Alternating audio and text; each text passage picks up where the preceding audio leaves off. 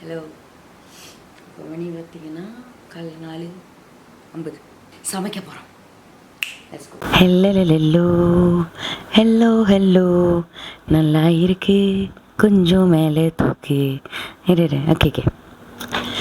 So வணக்கம் மக்களே. நம்ம வந்து 50 மினிட்ஸ் லேட்டாக எழுந்திரிச்சிட்டோம். அதிகாலையிலே எழுந்திரிச்சு நம்ம ஏன் சமைச்சு சாப்பிட போகிறோம் இது எல்லாத்தையும் நீங்கள் கூடிய சீக்கிரத்தில் தெரிஞ்சுக்குவீங்க. Let's go.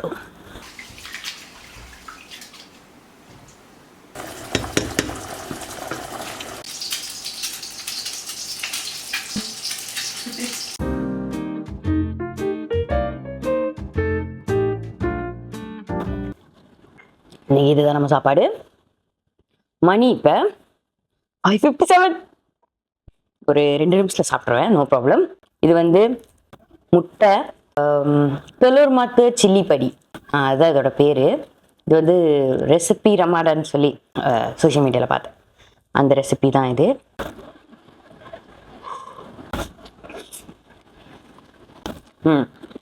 நீங்கள் ரெசிபி குறை சொல்ல முடியுமா? நல்லா இருக்கு. உடைக்குது. இன்னைக்கு பாட்காஸ்ட் இன்ட்ரோக்காக வந்திருப்பீங்க. என்னடா இன்ட்ரோவில் சாப்பிட்டுட்டு இருக்கனே அப்படின்னு பார்த்தீங்கன்னா, இன்னைக்கு பாட்காஸ்டோட ஸ்பெஷல் அதுதான். ஹரிடாயா ஸ்பெஷல் பாட்காஸ்ட் அப்படின்றனால நம்மளும் இன்னைக்கு வரப்போகிற கெஸ்ட்டு கூட சேர்ந்து ஃபாஸ்டிங் பண்ண போகிறோம். அதுக்கு முன்னாடி ஷாஹோவில் சாப்பிட்டுக்கணும். லைஃப்பில் மொதல் தடவை ட்ரை பண்ணுறேன். ஃபர்ஸ்ட் எவர் ஒரு மலேசியனா. இது ரொம்ப நல்ல எக்ஸ்பீரியன்ஸ். நீங்களும் ட்ரை பண்ணுங்கள்.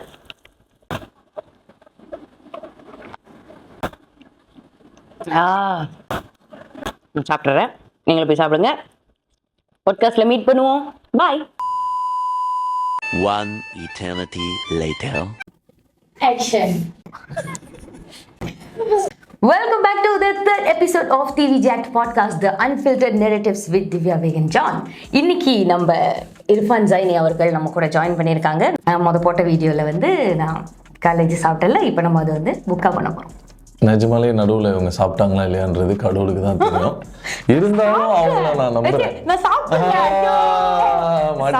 மாட்டிக்கிட்டாங்க. சாப்பிடல. நீங்க என்ன என் க்ரூவை கேட்டு பாருங்களேன். அவங்க என்ன பக்கத்துலயே உட்காந்துருந்தாங்க. அவங்க எங்க தான் இருந்தாங்க காலையில இருந்து. பாவம் அவங்க. சரி ஓகே, வாங்க புக்கா பண்ணுவோமா? ஓகே, எனக்கு வந்து சொல்லி கொடுங்க எப்படி. இல்லை அவ்வளோ ஒன்றும் இல்லை. நாங்கள் வந்து எங்களோட டோஆ படிச்சுட்டு தண்ணி குடிச்சிட்டு சாப்பாடு சாப்பிடுவோம். நீங்கள் வந்துட்டு உங்களோட ஏதாச்சும் ஆசைகள் ஏதாச்சும் இருக்கலாம், அதை நீங்கள் கடவுள்கிட்ட கேட்டுட்டு நீங்கள் தண்ணி குடிச்சிங்கன்னா அவ்வளோதான். இது என்ன சொல்லுவாங்க உங்கள் தமிழில் என்ன சொல்லுவாங்களே, உண்ணாவிரதமா? கரெக்டா? நோன்பு.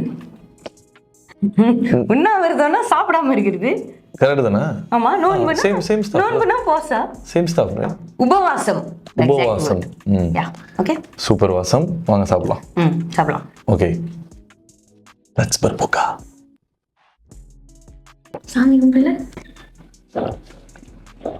ஓ இல்லையா? சுடா சுடா. அவ்வளவுதானா? பிஸ்மில்லா. அப்புறம் கால்ல இருந்து தண்ணி குடிக்கலையா? சபா, ரொம்ப நல்லா இருக்கு. ஓகே, அப்புறம் அதுவும் நம்ம ஷூட்டிங் இருக்கும் போது போசா பண்றது இன்னும் பயங்கரமா இருக்கும். எப்படி எப்படி போசா நீங்க இருப்பீங்க? மைண்ட் செட் தான். காலையாச்சு சாகு பண்ணிட்டு கிளம்பிடுறது. இப்போ இந்த 2 நாளைக்கு முன்னாடிலாம் ஒரு ஷூட் போச்சு, ஆக்ஷன் படம். ஸோ ஃபுல்லாக சண்டை சீன், பயங்கரமாக வேர்த்துச்சு, பயங்கரமாக தண்ணி துவச்சிச்சு. பட் அதை நம்ம மைண்டுக்கு கொண்டு போகக்கூடாது. பசிச்சுன்னு நம்ம கொண்டு போயிட்டோம்னா ரொம்ப கஷ்டம். தண்ணி முடியாதுல்ல. அந்த பாரத்தை நம்ம அந்த இறைவன் மேலே போட்டுற வேண்டியதான். I'm sure the God will show you. Like honestly சொல்கிறேன், நம்ம அந்த தண்ணியை யோசிக்காமல் சாப்பாடை யோசிக்காமல் இந்த சீனை நல்லா பண்ணி கொடுக்கணும் அப்படின்னு மட்டும் யோசிச்சாவே எனக்கு என்னமோ அது ஒர்க் ஆகும்னு தோணுது. இட் மே சவுண்ட் லைக் என்ன சும்மா நடிக்கிறான் அப்படின்னு ஃபீல் பண்ணலாம். ஆனால் உண்மையிலே சொல்கிறேன், நம்ம லைக் பக்ஸை பண்ணி இப்போது ஃபாஸ் பண்ணி இந்த கடவுளுக்காக பண்ணுறோன்ற அந்த பிலீஃபை நான் தாட்டில் பண்ணோன்னா பெருசாக பசிக்காது. பெருசாக தண்ணி பாருங்க, காலையிலேருந்து நான் சாப்பிடல. ஆனால் இது எனக்கு எல்லாத்தையும் ஒவ்வொன்று சீக்கிரம் சாப்பிடணும்லாம் ஒன்றும் தோணல, ரிலாக்ஸாக தான் இருக்குது. ஐ திங்க் அதுதான் நோம்பு சொல்லி கொடுக்குதுன்னு நினைக்கிறேன். லைக் பீங் பேஷண்ட் அண்ட் எப்படி நம்ம வந்துட்டு நம்மளோட சைக்கலாஜிக்கலி நம்மளை எப்படி கண்ட்ரோல் பண்ணணும், நம்மளோட தாட்டை கண்ட்ரோல் பண்ணணும்னு சொல்லி கொடுக்குறது தான் இஸ் பார்ட் ஆஃப் இட்னு நினைக்கிறேன். If I'm not mistaken. இந்த ஆன்மீக பாட்காஸ்ட் உங்களுக்கு வழங்கியது நம்ம இர்ஃபான் அவர்கள். ரொம்ப போரிங்காக இருக்கா? இல்லை, சரி. இப்போ நீங்கள் வந்து எத்தனை வயசுலேருந்து போசா இருக்கீங்க? இல்ல சின்ன பிள்ளைங்களா இருக்க நினைவு மாட்டாங்க. தெரிஞ்சதுல இல்லை இருப்பாங்க. எனக்கு நினைவு தெரிஞ்சதுலேருந்து இருக்கிறேன். எனக்கு தெரிஞ்சு நம்ம ஸ்கூல் போக ஆரம்பிச்சிட்டாவே நோன்பு வைக்க ஆரம்பிச்சிருவோம். ஏன்னா ஸ்கூலில் மற்ற பிள்ளைங்களும் வந்து நோன்பு வைப்பாங்க. ஸோ அதனாலே நம்ம வந்து வச்சுருவோம். ஓகே. அது வந்துட்டு ஃபாஸ்ட்ஃபுல்லி வச்ச ஒரு வயசு. அதுக்கப்புறம் வந்துட்டு ஐயோ யாராச்சும் நம்மளை ஏதாச்சும் சொல்லிடுவாங்களேன்னு நோன்பு வைக்கிற ஒரு வயசு. இப்போ இந்த வயசு வந்துட்டு நம்ம அண்டர்ஸ்டாண்ட் பண்ணி நம்மளுக்காக வச்சுக்கிற நோன்பு. பிகாஸ் நோன்பு வந்து சம்ஹவ் ஹெல்த் வைஸும் அது ரொம்ப பெனிஃபிஷியல் ஆக்சுவலி. மீண்டும் இந்த ஆன்மீக பாட்காஸ்ட் உங்களுக்கு இதெல்லாம் கொஞ்சம் கட் பண்ணிருங்கப்பா. எப்படி காலையில் எழுந்திரிச்சு ஒரு நாள்லேருந்து என்ன பண்ணுவீங்க?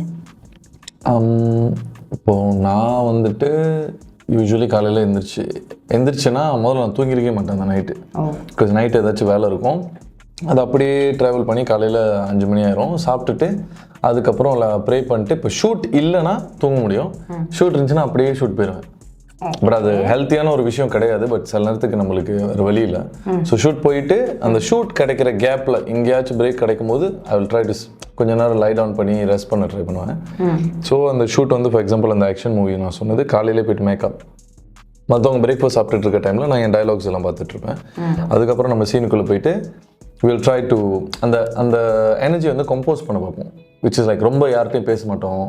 லைக் ஒரு ஒரு ஒரு ஒரு நல்ல ஒரு ஐக்கானோ இல்லை ஃபேன் இருக்க இடத்துல ட்ரை பண்ணுவோம். பட் அவுட்டோர்னால் அது ஒன்றுமே பண்ண முடியாது. But we try to like நம்ம எனர்ஜியை ட்ரெயின் பண்ணாமல் நம்மளை வச்சுக்க பார்ப்போம். ஸோ தட் நம்ம அதை வந்து ஸ்க்ரீனில் காட்டலாம். அந்த எனர்ஜி வந்து நம்ம ஸ்க்ரீனில் காட்டலாம், நம்ம ஆக்ஷன் சீக்வன்ஸில் காட்டலாம், டயலாகில் காட்டலான்னு ரொம்ப ப்ரிசர்வ் பண்ணி வச்சுருக்கோம். நோன்பு வச்சுருக்கோங்க. ஸோ ஆனால் மோஸ்ட்லி ஷூட் பண்ணும்போதெல்லாம் யாரும் நோம்பு வைக்க மாட்டாங்க. ஆனால் நீங்கள் வைக்கிறீங்களே. ஏன்னா அது நான் சொன்னல இந்த வயசில் வந்து நம்மளுக்காக வைக்கிறோம், வேற யாருக்காகவும் வைக்கல. எபிசோட் 3 ஆஃப் நோன்பு. ஓகே. நல்லா பிஜிஎம்லாம் போட்டுருங்கப்பா. எனக்கே ரொம்ப போரிங்காக இருக்கு. இருக்கிறத வச்சு மேனேஜ் பண்ணாமல் அப்படி காலேஜ் சமைச்சு எப்படி? எனக்கு தெரிஞ்சு சோறு சாப்பிட்டா தான் நம்மளுக்குலாம். இன்னைக்கு உங்கள் வீட்டில் என்ன சமைச்சாங்க? ஃபாஸ்ட் ஃபுட்லாம் சாப்பிட்டானா இல்லை இன்னைக்கு வந்து நான் வீட்டில் சாப்பிடல, வெளியே தான் சாப்பிட்டேன். ஒரு ஷூட் இருந்துச்சு, முடிச்சுட்டு சாப்பிட்டுட்டு தான் வீட்டுக்கு வந்தேன். ஸோ அவருக்கு ஸோ இந்த வேளையில் இந்த குவே மூவியை நம்மளுக்கு வழங்கிய எங்கள் அம்மா இர்ஃபான் அவர்களோட அம்மாவுக்கு நம்மளுடைய நன்றிகள். Thank you aunty, thank you so much. நல்லா இருக்கு. ஓகே, இப்போ வந்து அம்மா அவங்களோட இன்ஸ்டா ஃபுல்லாக அம்மா அம்மானு பாசத்தை பொழியிறீங்களே. எல்லாருமே புரியுவாங்கன்னு நினைக்கிறேன். நீங்கள் கொஞ்சம் எக்ஸ்ட்ராவாக பொழியிறீங்க. அம்மானா எவ்வளோ பிடிக்கும்? நீங்களே சொல்லிட்டீங்க நான் பொழிகிறேன்னு. ஸோ பேசிக்லி வந்துட்டு ஐ பிலீவ் தட் எங்கள் அம்மா வந்து இந்த சந்தோஷ் சுப்ரமணியம் படத்தில் ஒரு அம்மா மாதிரி வீட்டுக்கு அடங்கின ஒரு அருமையான ஒரு குயின் ஆஃப் த ஹவுஸ் அப்படின்னு சொல்லுவோம். வீடை பார்த்துக்கிற அவங்க உலகமே அவங்களோட குழந்தைகள், அவங்க உலகமே அவங்களோட ஹஸ்பண்ட், இவ்வளோதான் அவங்களோட லைஃப். ரொம்ப சின்னது, இவ்வளோதான் அவங்களோட ஹாப்பினஸ். ஸோ அப்படியேப்பட்ட ஒரு அம்மா. ஸோ 24 மணி நேரமே எங்களை பற்றியே யோசிச்சுட்டு இருப்பாங்க. டெய்லி சாப்பிட்டியான்னு கேட்காத டைமே கிடையாது. நம்ம எங்கே ஷூட்டில் இருந்தாலும் எங்கே இருந்தாலுமே ஃபோன் அடித்து சாப்பிட்டீங்களா, என்ன பண்ணுறீங்க, அடுத்து என்ன ஷூட்டு எல்லாம் கேட்பாங்க. கேட்டுட்டு as long as நாங்கள் சாப்பிட்டோம், தூங்கிட்டோம், நல்லா ரெஸ்ட் எடுத்துட்டோம்னு தெரிஞ்சால் போதும் அவங்களுக்கு வந்து அவங்க டே கம்ப்ளீட். ஓகே, என்னோட 4 பிள்ளைங்களுமே வந்து கரெக்டாக இருக்கிறாங்க அப்படின்னு சொல்லிட்டு அவங்க இது ஒரு வேலையாகவே ஃபுல் டைம் ஜாபாகவே எங்கள் அம்மா வந்துட்டு ஒரு அம்மாவாக இருக்கிறாங்க எனக்கு தெரிஞ்சு. ஓகே, அப்போ அம்மா எவ்வளோ பிடிக்கும் அப்படின்னா அப்பாவும் சந்தோஷ் சுப்ரமணியம் மாதிரி தானே கிட்டத்தட்ட. ஆக்சுவலி எப்படின்னா வந்துட்டு எனக்கு எங்கள் அப்பா வந்து ரொம்ப பிடிக்கும். பட் நாங்கள் வந்து பேசிக்கலி ரொம்ப பேசிக்க மாட்டோம். எல்லா பிள்ளைங்களுக்கும் அப்பா தான் ஹீரோ. எனக்கும் எங்கள் அப்பா தான் ஹீரோ. என்னோட மென்டோர், என்னோட குரு எல்லாமே எங்கள் அப்பா தான். ஸோ லைக் ஃபார் எக்ஸாம்பிள் நாங்கள் ஒரே டேபிள்லேயே இருக்கலாம், ஆனால் ஒரு கான்வர்சேஷனுமே இருக்காது. எப்படி? அது அப்படி தான், சந்தோஷ் சுப்ரமணியம் மாதிரி தான். பட் அது வந்துட்டு எனக்கு ஆரம்பத்தில் பயமாக இருந்தது. யங்கர் டேஸில் வந்து அது வந்து பயம். அப்பானா பயம். அம்மா தான் வந்துட்டு அந்த கம்ஃபர்ட் ஜோன் இருக்கும்.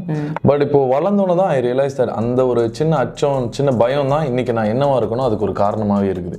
ஸோ இப்போ வந்துட்டு எங்கள் அப்பா வந்து நான் ஒரு உண்மையிலேயே ஒரு பெரிய சூப்பர் ஹீரோ. லைக் எனக்கு இவ்வளோ நாள் நீங்கள் பண்ண சாக்ரிஃபைஸ் புரியலையே, இப்போ தான் எனக்கு புரியுதுன்ற மாதிரியான ஒரு மைண்ட் செட். ஸோ இப்போலாம் வந்துட்டு அந்த பேசாமல் இருக்கிறது வந்து பயத்திலிருந்து மரியாதையாக மாறிடுச்சு. அவர் மேலே நான் வச்சுருக்க மரியாதை தான் அது. ஆக்சுவலாக நான் அந்த பேசாமல் லைக் அவர் அப்படியே பார்ப்பேன், என்ன மூவ் பண்ணுறேன், அவங்க அடுத்த மூவ் என்ன பண்ணுறாங்க, இந்த சுச்சுவேஷனில் எப்படி ஹேண்டில் பண்ணுறாங்க, அந்த சுச்சுவேஷன் எப்படி ஹேண்டில் பண்ணுறாங்க, அந்த மாதிரி அவர்கிட்ட இருந்து கற்றுக்கக்கூடிய விஷயம் அவ்வளோ நிறையா இருக்குது. ஸோ அந்த விதத்தில் வந்து எங்கள் அப்பா தான் எனக்கு சூப்பர் ஹீரோ டெஃபினெட்லி. அண்ட் இப்போ வந்து ரெண்டு பேரையுமே எனக்கு ரொம்ப ஈக்குவலி பிடிக்கும். அம்மாவும் சரி அப்பாவும் சரி. பட் அப்பா கிட்ட வந்து எனக்கு காட்ட தெரியல, அம்மா கிட்ட எனக்கு காட்ட தெரியும், அவ்வளோதான் வித்தியாசம். நீங்கள் மட்டும் தான் அப்படியா இல்லை உங்கள் சிப்ளிங்ஸ் எல்லாமே அப்பா நான் பயமா? சின்ன வயசில் எல்லாருமே அப்பானா பயமாக இருந்தாங்க.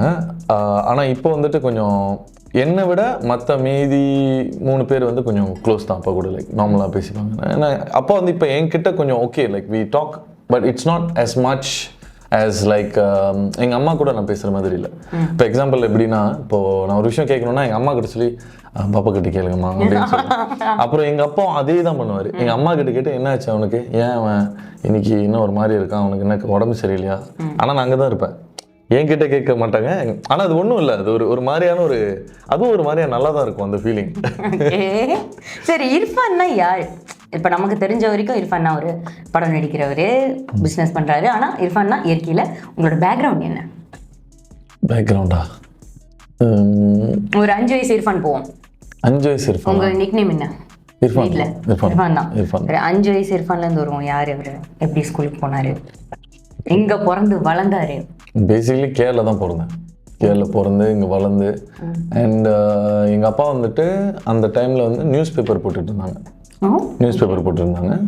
ஸோ எங்கள் அப்பாவோட பேரண்ட்ஸ் வந்துட்டு அவர் வந்து படிக்கலாம் வைக்கல. லைக் மேமாங்க சின்ன வயசுலேயே வேலை செய்ய அனுப்பிட்டாங்க. ஸோ சின்ன வயசுலேருந்து வேலை செஞ்சுக்கிட்டு இருக்காரு எங்கள் அப்பா. லைக் பைசிக்கல்லேருந்து பைக் வரைக்கும், as in news paper, bicycle ஆரம்பித்து பைக் வரைக்குமே he was doing it. And then அதுக்கப்புறம் அம்மா பார்த்து கல்யாணம் பண்ணிட்டாங்க. அப்போ கல்யாணம் பண்ணோன்னா அவருக்கு ஒரு பயம் வந்துச்சு. லைக் நான் பட்ட கஷ்டத்தை வந்து என்னோடய பிள்ளைங்க படக்கூடாது அப்படின்னு சொல்லிட்டு அவர் டபுள் ஷிஃப்ட்லாம் ஒர்க் பண்ண ஆரம்பித்தார். அண்ட் நான் பிறக்கிறதுக்கு முன்னாடியே வந்து he wanted to make sure that okay, நான் எனக்கு பிறக்க போகிற புள்ள வந்துட்டு ஒரு கம்ஃபர்டபுளான ஒரு வாழ்க்கையில் இருக்கணும், அட்லீஸ்ட் ஸ்ட்ரகிள் பண்ணக்கூடாதுன்னு சொல்லிட்டு. ஸோ நான் பிறக்கிறதுக்கு முன்னாடி எங்கள் வீட்டில் வந்து ஏக்கோன்லாம் இல்லை, எங்கள் வீட்டில் அக்கௌண்ட் இருக்காது. ஸோ எங்கள் அப்பா என்ன பண்ணுவார்னா, எல்லா நியூஸ் பேப்பரும் போடுவாங்களா ஒரு ஆஃபீஸில் ஒரு ஃப்ளோராக போய் போட்டுட்டு, அப்புறம் மத்தியானம் திரும்ப போயிட்டு அந்த ஒரு ஃப்ளோரில் இருக்க ப்ரீவியஸ் நியூஸ் பேப்பர்லாம் கலெக்ட் பண்ணி வீட்டில் வச்சுக்கிட்டே இருப்பார். ஸோ அந்த நியூஸ் பேப்பர் அம்மா வருவாங்கள்ல, அவங்கள்ட்ட கொடுத்து அதில் வர அமௌண்ட்டில் ஒரு அக்கௌண்ட் மாட்டினாங்க வீட்டில் நான் பிறக்கிறதுக்கு முன்னாடி. ஸோ நான் வீட்டுக்கு வரும்போது வீட்டில் அக்கௌண்ட் இருந்தது. ஸோ அந்த மாதிரி ஆரம்பித்து என்னோடய ப்ரைமரி ஸ்கூல் வந்துட்டு international school. Because he wanted me to explore அந்த பார்ட் ஆஃப் த உலகம். ஏன்னா இன்டர்நேஷ்னல் ஸ்கூலில் இருக்கிறவங்களோட மைண்ட் செட் சரி, அந்த பீப்புள் வந்து ரொம்ப வேறு மாதிரி இருக்கும் கவர்மெண்ட் ஸ்கூலோட. ஸோ அந்த இதை எக்ஸ்பீரியன்ஸ் பண்ணோன்னா செகண்டரி போகும்போது இல்லை கவர்மெண்ட் ஸ்கூல் தான் போடணும்னு சொல்லி எனக்கு கவர்மெண்ட்டுக்கு மாற்றினாங்க. ஏன்னா என்னோடய ஃப்ரெண்ட்ஸே நிறைய பேர் நீங்கள் பார்த்துக்கிட்டிங்கன்னா இந்த பவிலியனில் லைக் வேர்சாச்சி இல்லை டியோ இந்த மாதிரி இடத்துக்கு போகிறவங்களும் இருக்காங்க. அதுக்கப்புறம் என்னோட மீதி ஃப்ரெண்ட்ஸ் எல்லாம் வந்துட்டு நார்மலாக ஒரு சவுக்கீட்லேயோ இல்லை பூடுலேயோ போயிட்டு ரிலாக்ஸாக நெகோஷியேட் பண்ணி பெத்தாலிங் ஸ்ட்ரீட்டில் போய் நெகோஷியேட் பண்ணக்கூடிய ஃப்ரெண்ட்ஸும் இருக்காங்க. ஆனால் அந்த பெவிலியனில் இருக்கிறவங்களுக்கு அங்கே போய் பேசவோ இல்லை அந்த இடத்தோட ரிலேட் பண்ணிக்கவே முடியாது. அப்புறம் இங்கே இருக்க என்னோட ஃப்ரெண்ட்ஸாக அந்த பக்கத்தில் இருக்க ஃப்ரெண்ட்ஸ் கூட ரிலேட் பண்ணிக்க முடியாது. ஆனால் இந்த பெஸ்ட் ஆஃப் போத் வேர்ல்ட்ஸில் நான் இருக்கணுன்றது தான் எங்கள் அப்பாவோட ஐடியா. லைக் நான் ஒரு பிளர் கேஸாக இருக்கக்கூடாது. இப்போ பெத்தாலிங் ஸ்ட்ரீட் போனால் நான் லாஸ்ட் ஆகிடக்கூடாது, பெவிலியனோ இல்லை இந்த மாதிரி ஸ்டாஹில் எங்கேயாச்சும் போனாலும் லாஸ்ட் ஆகிடக்கூடாதுன்னு சொல்லிட்டு 2 உலகத்துலேயும் 2 டைப் ஆஃப் பீப்புளையும் வந்து எங்கள் அப்பா எனக்கு இன்ட்ரடியூஸ் பண்ணி விட்டார். அப்போ எனக்கு புரியல, பிகாஸ் இன்டர்நேஷ்னல் ஸ்கூல் முடிஞ்சு நான் கவர்மெண்ட் போகும்போது ரொம்ப ஸ்ட்ரகிள் பண்ணேன். லைக் என்னடா இது, லைக் எல்லாமே தலைகிலியாக இருக்குது, நம்மளை வந்து ஒரு அவுட்காஸ்ட்டாக பார்க்குறாங்க எல்லோரும், லைக் என்னோட பிஹேவியரை ஜட்ஜ் பண்ணுறாங்க எல்லாம். ஆனால் அதுக்கப்புறம் அவங்கள ஆயிட்டோன்னே ஐ அண்டர்ஸ்டுட், ஓகே புரியுது, நீங்கள் எங்கேருந்து வரீங்கன்னு எனக்கு புரியுது அப்படின்றத நான் அங்கே அண்டர்ஸ்டாண்ட் பண்ணிக்கிட்டேன். இப்போ நீங்கள் இன்டர்நேஷ்னல் ஸ்கூலுக்கும் கவர்மெண்ட் ஸ்கூலுக்கும் என்ன டிஃப்ரென்ஸ் பார்த்தீங்க? நிறையா பார்த்தேன். எல்லாரோடைய மைண்ட் செட்டு இப்போ வந்து இன்டர்நேஷ்னல் ஸ்கூலில் வந்துட்டு எதுவுமே யோசிக்க மாட்டாங்க, carefree-ஆ, they just do their own stuff and like actually international school rules கூட ரொம்ப இருக்காது. ஃபார் எக்ஸாம்பிள் இப்போ கவர்மெண்ட் ஸ்கூலில் வந்து நம்ம முடி கரெக்டாக கட்டையாக இருக்கணும் அண்ட் டக்கின் பண்ணணும், ஷர்ட்டை ஷூ இந்த ஷூ தான் போடணும். நாங்கள் இன்டர்நேஷ்னல் ஸ்கூலில் இருக்கையில் என்ன ஷூ வேணாலும் போடுவோம், நைக்கி அடிடாஸ் என்ன பிராண்ட் வேணாலும் போடலாம், டக்கின் பண்ணுற ரூல்ஸ் கிடையாது. முடி லாங்காக வச்சுக்கலாம், கலர் கூட அடிக்கலாம் முடிக்கு, அதெல்லாம் ஒன்றும் சொல்ல மாட்டாங்க. பிகாஸ் நம்ம பே பண்ணுறோம்ல, அவங்க பெருசாக பேச முடியாதுல்ல. பட் கவர்மெண்ட் ஸ்கூல் வந்து டோட்டலி டிஃப்ரெண்ட். இட்ஸ் ஒரு ப்ராப்பரான டிசிப்ளினரி இருக்குது, உங்களுக்கு அங்கே ரூல் புக் இருக்குது, முடி வந்து இவ்வளோ லெங்க்த்து தான் இருக்குதுன்னு ஒரு விஷயம்லாம் இருக்குதுல்ல. ஏன்னா ஆரம்ப காலத்தில் நான் என் ஸ்கூல் போகும்போது என்னோட முடி லாங்காக இருக்கும் எப்போவுமே. ஸோ அங்கே அவங்க சொன்ன ஷார்ட்டே வந்து கவர்மெண்ட், அதாவது அவங்க சொல்லி நான் வெட்டிட்டு வந்தது கூட அது தச்சுக்கோ இன்னும் கட்டையாக வெட்டணும். ஸோ அந்த டீச்சர் என்ன பண்ணாங்கன்னா என்னை ஸ்டேஜில் உட்கார வச்சு எல்லாரும் முன்னுக்கும் வெட்டி விட்டுருக்காங்க முடியும். ஸோ எனக்கு அது ரொம்ப எம்பாரஸ்மெண்ட்டாக கண்ணெல்லாம் கலங்கிருச்சு எனக்கு அந்த மூமெண்ட். ஏன்னா இந்த மாதிரி நம்ம அனுபவிச்சதே இல்லையே, எல்லோரும் முன்னாடியும் அது ஒரு அவமானமாக எனக்கு ஃபீல் பண்ணிச்சு. அதுக்கப்புறம் எல்லாமே தலைகீழாயிருச்சு.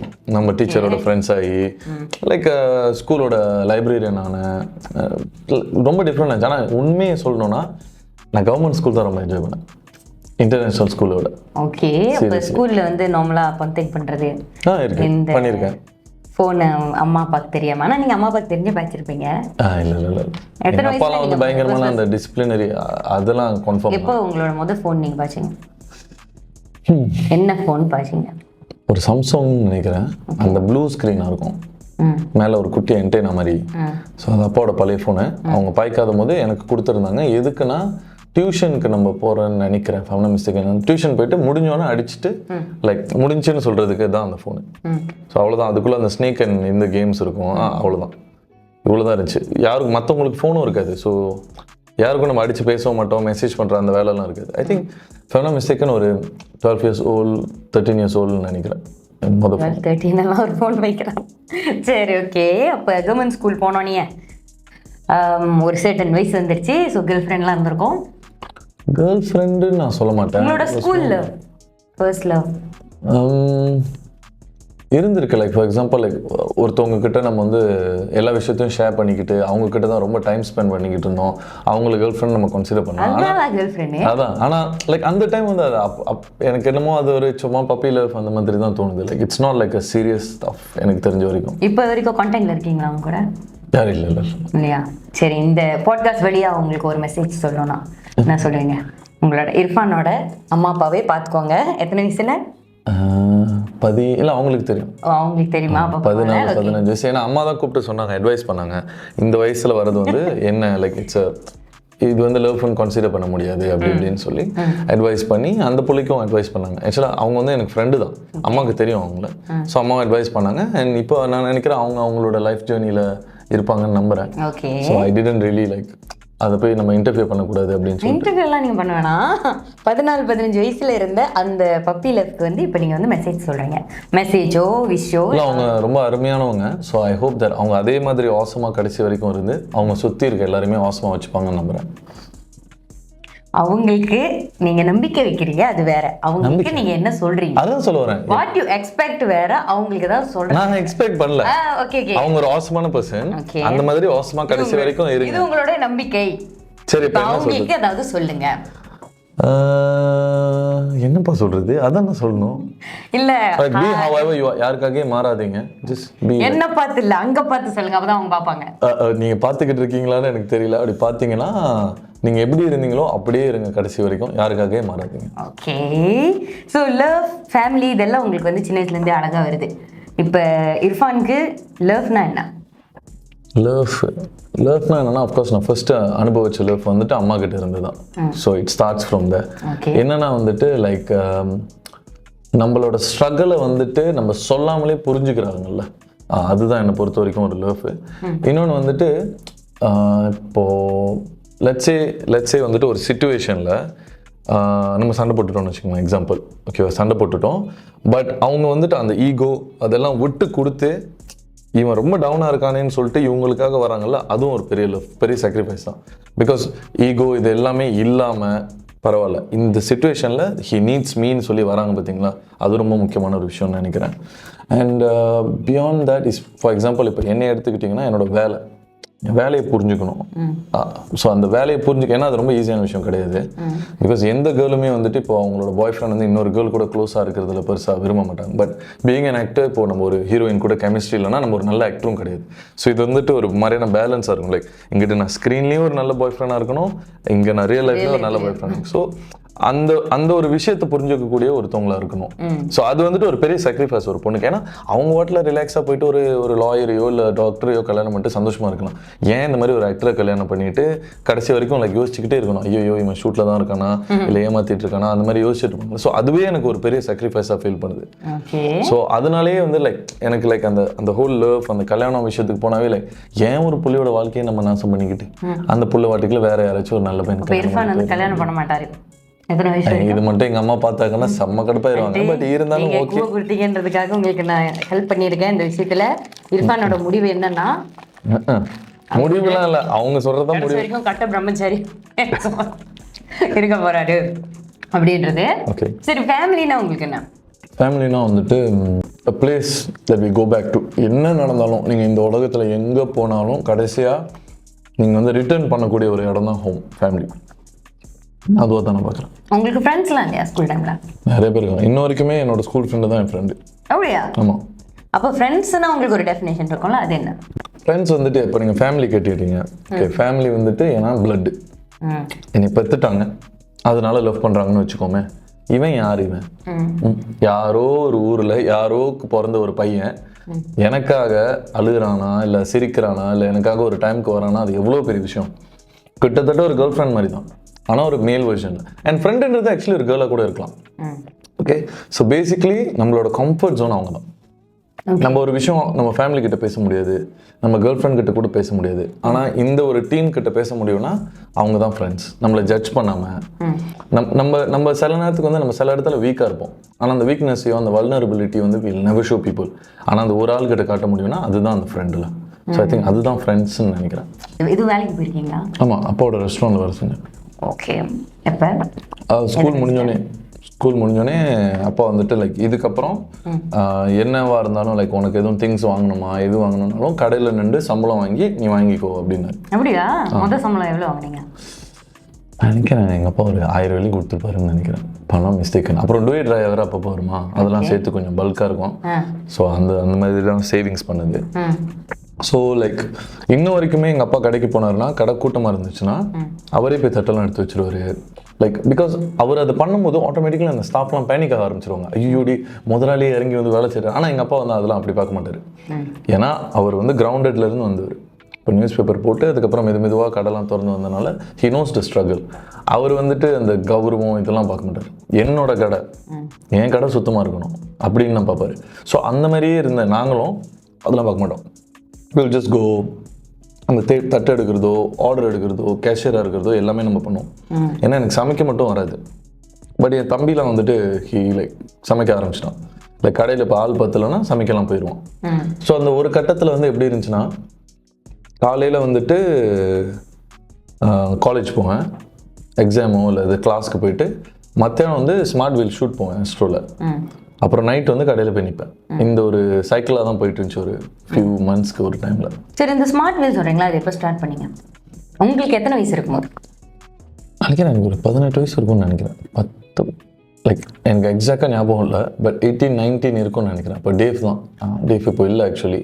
பட் டேவ் வந்து என் லைஃப்பில் இந்த சினிமான்ற ஒரு விஷயத்துக்கு ஒரு பெரிய முக்கியமான ஆள் டேவ் தான் எனக்கு. பிகாஸ் அவன் வந்துட்டு லைக் அந்த ஒரு இந்தியன் முஸ்லீம் ராயாவுக்கு வந்துட்டு ஒரு ப்ரோக்ராம் பண்ணுவாங்கள்ல. ஸோ அந்த இயர் மட்டும்தான் வந்துட்டு ஒரு ட்ராமா பண்ணலாம் அப்படின்னு பிளான் பண்ணாங்க. ஸோ அந்த ட்ராமாவில் நடிக்கிறதுக்கு தான் சொல்லி என்னை கூப்பிட்டுருந்தாங்க. அப்போ தான் நான் டேஃப்ன்ற ஒரு டைரக்டரை மீட் பண்ணுறேன். மீட் பண்ணிட்டோன்னா அவன் பார்த்துட்டு பேசிட்டு எல்லாம் பண்ணிவிட்டு தென் ஹீ சேட் லைக் பண்ணலாம் அப்படின்னு சொல்லிட்டு அந்த ட்ராமா நம்ம பண்ணோம். ஸோ அந்த ட்ராமா பண்ணோன்னா he really like the way I work and he things I have potential. எனக்கு நான் பார்க்காத ஒரு பொட்டென்ஷியல் அவன் பார்த்துட்டு சரி அடுத்து என்ன பண்ணலான்னு சொல்லிட்டு ஒரு ஐ திங்க் நம்மளோட சூப்பர் ஸ்டாரா வானவில் சூப்பர் ஸ்டாரா something I'm not so sure dance ஆடுற மாதிரி ஒன்று பண்ணலாம் அப்படின்னு சொல்லி கேட்டான். நான் சொன்னேன் எனக்கு பயமாக இருக்குது அப்படின்னு. இல்லை நீ பண்ணிடுவேன் ட்ரஸ்ட் மீன்னு சொல்லிட்டு அது ஒன்று பண்ணேன். அதுக்கப்புறம் ஃபாலோவிங் வீக்கும் இன்னொரு டான்ஸ் எப்படின்னா வந்து அந்த சூப்பர் ஸ்டாரோட ஜட்ஜாக ஸ்பெஷல் கெஸ்ட்டுன்னு நினைக்கிறேன் இவங்க ரம்யா நம்பீசன் வந்திருந்தாங்க, சேதுபதி படத்தோட ஹீரோயின். ஸோ அவங்க கூட ஆடுறதுக்கான ஒரு மலேசியன் ஒரு வேணும் அப்படின்னு சொல்லிட்டு அவன் என்னையை கூப்பிட்டான். இதெல்லாம் ஸ்மார்ட் வீலுக்கு அப்புறமா முன்னாடியா? ஸ்மார்ட் வீலுக்கு முன்னாடி. ஸோ அதில் நான் ரம்யா நம்பீசன் அவங்க கூட ஆடிட்டேன். இப்போ தான் வந்து ஸ்மார்ட் வீல் வருது. வந்து சொன்ன மச்சான் ஒரு நிகழ்ச்சி பண்ணுறோம், அந்த ஷோவில் வந்துட்டு நீ ஒரு ஹோஸ்ட்டாக இருப்ப. இது கிட்டத்தட்ட வந்துட்டு like who wants to be a millionaire மாதிரி, ஆனால் ஒரு ட்ரக்குக்குள்ளே அப்படி. நான் திரும்பி நான் பார்த்தேன், டே காரியம் நம்ம இந்த ஹோஸ்டிங் பண்ணணுன்னாவே நல்ல தமிழ் பேச தெரியும். நான் தமிழ் ஸ்கூலும் கிடையாது, எனக்கு தமிழ் படிக்கவும் தெரியாது. அது ஒரு பெரிய அவமானமான ஒரு விஷயம் தான். பட் ஸ்டில் லைக் ஏன் இவ்வளோ நல்ல ஹோஸ்டெல்லாம் இருக்கிறாங்களே, ஹோஸ்ட் இன்ட்ரெஸ்ட் ஆட்டவங்க இருக்கு, அவங்கள்ட்ட கூட எனக்கு ஹோஸ்டிங் அவ்வளோ பெரிய இன்ட்ரெஸ்ட் இல்லைடா வேணாம் அப்படின்னு. பட் அவன் கேட்கல. பட் நான் ரொம்ப டினை பண்ணிட்டோன்னே சரி பரவாயில்லன்னு விட்டுட்டாங்க. அதுக்கப்புறம் ஒரு 2 வீக்ஸ் திரும்ப வந்து இல்லை நீ தான் வேணும்னு ஆஸ்ட்ரோ சொல்கிறாங்க, டீம் சொல்கிறாங்க, நீ இன்னும் கரெக்டாக இருப்ப, ஃப்ரெஷ்ஷாக இருக்கும் நீ பண்ணினா அப்படின்னு. ஸோ எனக்கு பாருங்க என் தமிழும் வந்துட்டு அந்த மாதிரி எனக்கு பேச வராது, ரேடியோவில் பேசுகிற மாதிரிலாம் இல்லை. ஆஸ்ட்ரோ பரவாயில்லன்னு சொல்லிட்டாங்க, நீ தமிழ் பேசினா போதும், அது எந்த தமிழ் எந்த ஆக்சென்ட் நீ பாய்க்கிற வார்த்தைன்றது பிரச்சனை இல்லை. அது மட்டும் இல்லை நம்ம டாக் பேக்கில் இருப்போம், ஏதாச்சும் ஒன்றுனா நம்ம உங்களுக்கு கைட் பண்ணுவோம். ஸோ அப்படி தான் வந்து லைக் சரி என் மேலே என்னை விட அவன் ரொம்ப நம்பிக்கை வச்சுருக்கான்னு சொல்லிட்டு நான் ஓகே பண்ணுறேன்னு சொல்லிட்டு பண்ணேன். இப்போ சீசன் 1 ஆரம்பித்தோம். அப்போ வந்துட்டு அந்த ஆரம்ப ஃபியூ எபிசோட்ஸில் வந்து அந்த டாக் பேக் வந்து எனக்கு செம்ம ஒரு டிஸ்ட்ராக்ஷனாக இருந்துச்சு. இப்போ நான் ஒன்று பேசிக்கிட்டு இருக்கல டக்குன்னு அங்கே பேசுவாங்க. நான் ஒரு மாதிரி ஜேம் ஆயிடுவேன். அது தெரியும் கேமராவில் நான் ஜேம் ஆகிறேன்னு தெரியும். ஸோ அவங்க வந்து இல்லை அப்படி பண்ணக்கூடாது, நீங்கள் வந்து அதை உள்வாங்கிட்டு அடுத்த சென்டென்ஸில் இப்போ நீங்கள் ஒன்று பேசி முடிச்சிட்டிங்கன்னா அடுத்ததில் அதை போட்டுக்குங்க அப்படின்னு சொல்லிட்டு பாயிண்ட்ஸாக பேசுவோம் அப்படின்னு சொன்னேன். அதுக்கப்புறம் ஒரு டைமுக்கு மேலே என்ன ஆச்சுன்னா அவங்க பேசலைன்னா எனக்கு ஒன்றும் பேச வர மாட்டேங்குது. அப்படியே ஆயிடுச்சு. லைக் அவங்க ஏதாச்சும் பேசலைன்னா நான் லைக் ஐயோ என்னடா கண்டென்ட் வர மாட்டேங்குது அப்படின்னு ஆகிட்டேன். ஸோ காந்திமதி அக்கா, வேற யாரு, காந்திமதி அக்கா, அப்புறம் மீனாக்கா தான் ஸ்கிரிப்ட், அப்புறம் டேவ் இவங்கெல்லாம் வந்து பயங்கரமாக ஹெல்ப் பண்ணாங்க எனக்கு அந்த during the time. So season 1 நல்லா போயிட்டனால சீசன் 2 and 3 வரைக்கும் போச்சு. ஸோ அதெல்லாம் முடிச்சு கொடுத்துட்டேன். அந்த டைமில் தான் வந்துட்டு சரேஷ் அண்ணன் இருக்கார்ல, அப்போ வந்து நாம் கட்டுரை இசைக்கு வந்து என்னை கூப்பிட்றதுக்கு வந்தார். அப்போ ஒரு மியூசிக் வீடியோ ஒன்று நடிச்சிருந்தேன். அந்த மியூசிக் வீடியோ பார்த்துட்டு அது வந்து ஓகே இர்ஃபான் ஒரு நல்ல ரோல் பண்ணி மியூசிக் வீடியோ வேற ஒன்று பண்ணிட்டீங்க. ஆமாம், ஒரு சின்ன குட்டி. உங்களுக்கு மட்டும் குட்டியா? எனக்கு தெரிஞ்சு ஸ்மார்ட் வீலே இவர் வந்து சொந்த காசுல தான் அந்த ட்ரக் வாங்கி பண்ணாருன்னு என்கிட்ட அப்பெல்லாம் நான் ஸ்கூல் படிச்சுட்டு இருக்கேன். யாரும் என்கிட்ட சொன்னாங்க. ஸ்கூல் படிச்சிருந்தீங்களா? ஆமா. இப்ப நான் 2வது சொன்னது உங்களுக்கு பெருசா தெரியல.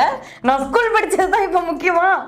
அப்ப இருப்பான் இது அவங்க வீட்டுல வாங்கி கொடுத்த ட்ரக் வீட்டுலாம் சொன்னேன். என் வீட்டுல ட்ரக் வாங்கி கொடுக்க போறாங்க. அதுதான் டிவில வரணும்னா ஒரு பையன் வீட்டுல எல்லாம் எடுத்து கொடுக்குறாங்க அப்படின்னு சம்பந்தமே இல்ல. இது நான் ஃபர்ஸ்ட் ஆஃப் ஆல் எங்க அப்பா அந்த மாதிரி ஒரு வெற்றியை விரும்பவே மாட்டாரு என்கிட்ட இருந்து. I don't think so. Okay. Sorry, எங்க ஓடுனேன்? அந்த மியூசிக் வீடியோ ஒன்று பண்ணியிருந்தேன். அந்த மியூசிக் வீடியோ முடிஞ்சோடனே சரேஷனை கூப்பிட்டுருந்தாரு. அக்ரிமெண்ட்லாம் சைன் பண்ணி. அந்த ட்ரக் உங்கள் வீட்டில் வாங்கி தரல? எஸ்டோடுது அது, என்னோட சொத்துல. ஸோ அதுக்கப்புறம் வந்துட்டு ஒன்ஸ் டன் வித் தட் சரேஷோட படம் அந்த வீக்லேயே ஷாலினி பாலசுப்ரமணியம் வந்து காஸ்டிங் ஓப்பன் பண்ணியிருந்தாங்க அவங்களோட அடுத்த படத்துக்கு. ஸோ நான் கீதேந்திராதை போய் பார்த்துருந்தேன். எனக்கு ரொம்ப பிடிச்சிருந்துச்சு. நான் பரவாயில்ல, மலேசியாவில் நல்லா இருக்கு படம்லாம், நம்ம நடிக்க ட்ரை பண்ணலாம் அப்படின்னு சொல்லிட்டு தேவ் கிட்ட கேட்டேன். தேவ் சொன்னால் சரி போய் ட்ரை பண்ண வச்சான் அப்படின்னு போயிருந்தேன். போனப்போ அவங்களுக்கு பிடிச்சிருந்துச்சுன்னு நினைக்கிறேன். ஷாலினியும் சரி சதீஷனும் சரி அவங்க தான் காஸ்டிங் பண்ணாங்க. அவங்களுக்கு பிடிச்சிருந்தது போல். தென் தே செட் நாங்கள் கூப்பிட்றோம் அப்படின்னு சொல்லியிருந்தாங்க. அப்புறம் ஒரு ஃபியூ வீக்ஸ் சென்று அவங்க hi you been short listed, இதுதான் உங்களோட கேரக்டர் ரோல், நீங்கள் வாங்க மீட் இல்லை திருடாதே பாப்பா திருடாதே. ஸோ அந்த படத்துக்கு வந்துட்டு ஒரு ரோல் பண்ணியிருந்தேன். ஐ திங்க் அர்ஜுன் நினைக்கிறேன் அந்த பேர், எனக்கு ஞாபகம் இல்லை கரெக்டாக. ஸோ அங்கேருந்து அவங்க ஷாலினியோட டீம் கூட ஒரு ஜேர்னி ஆரம்பிச்சிச்சு.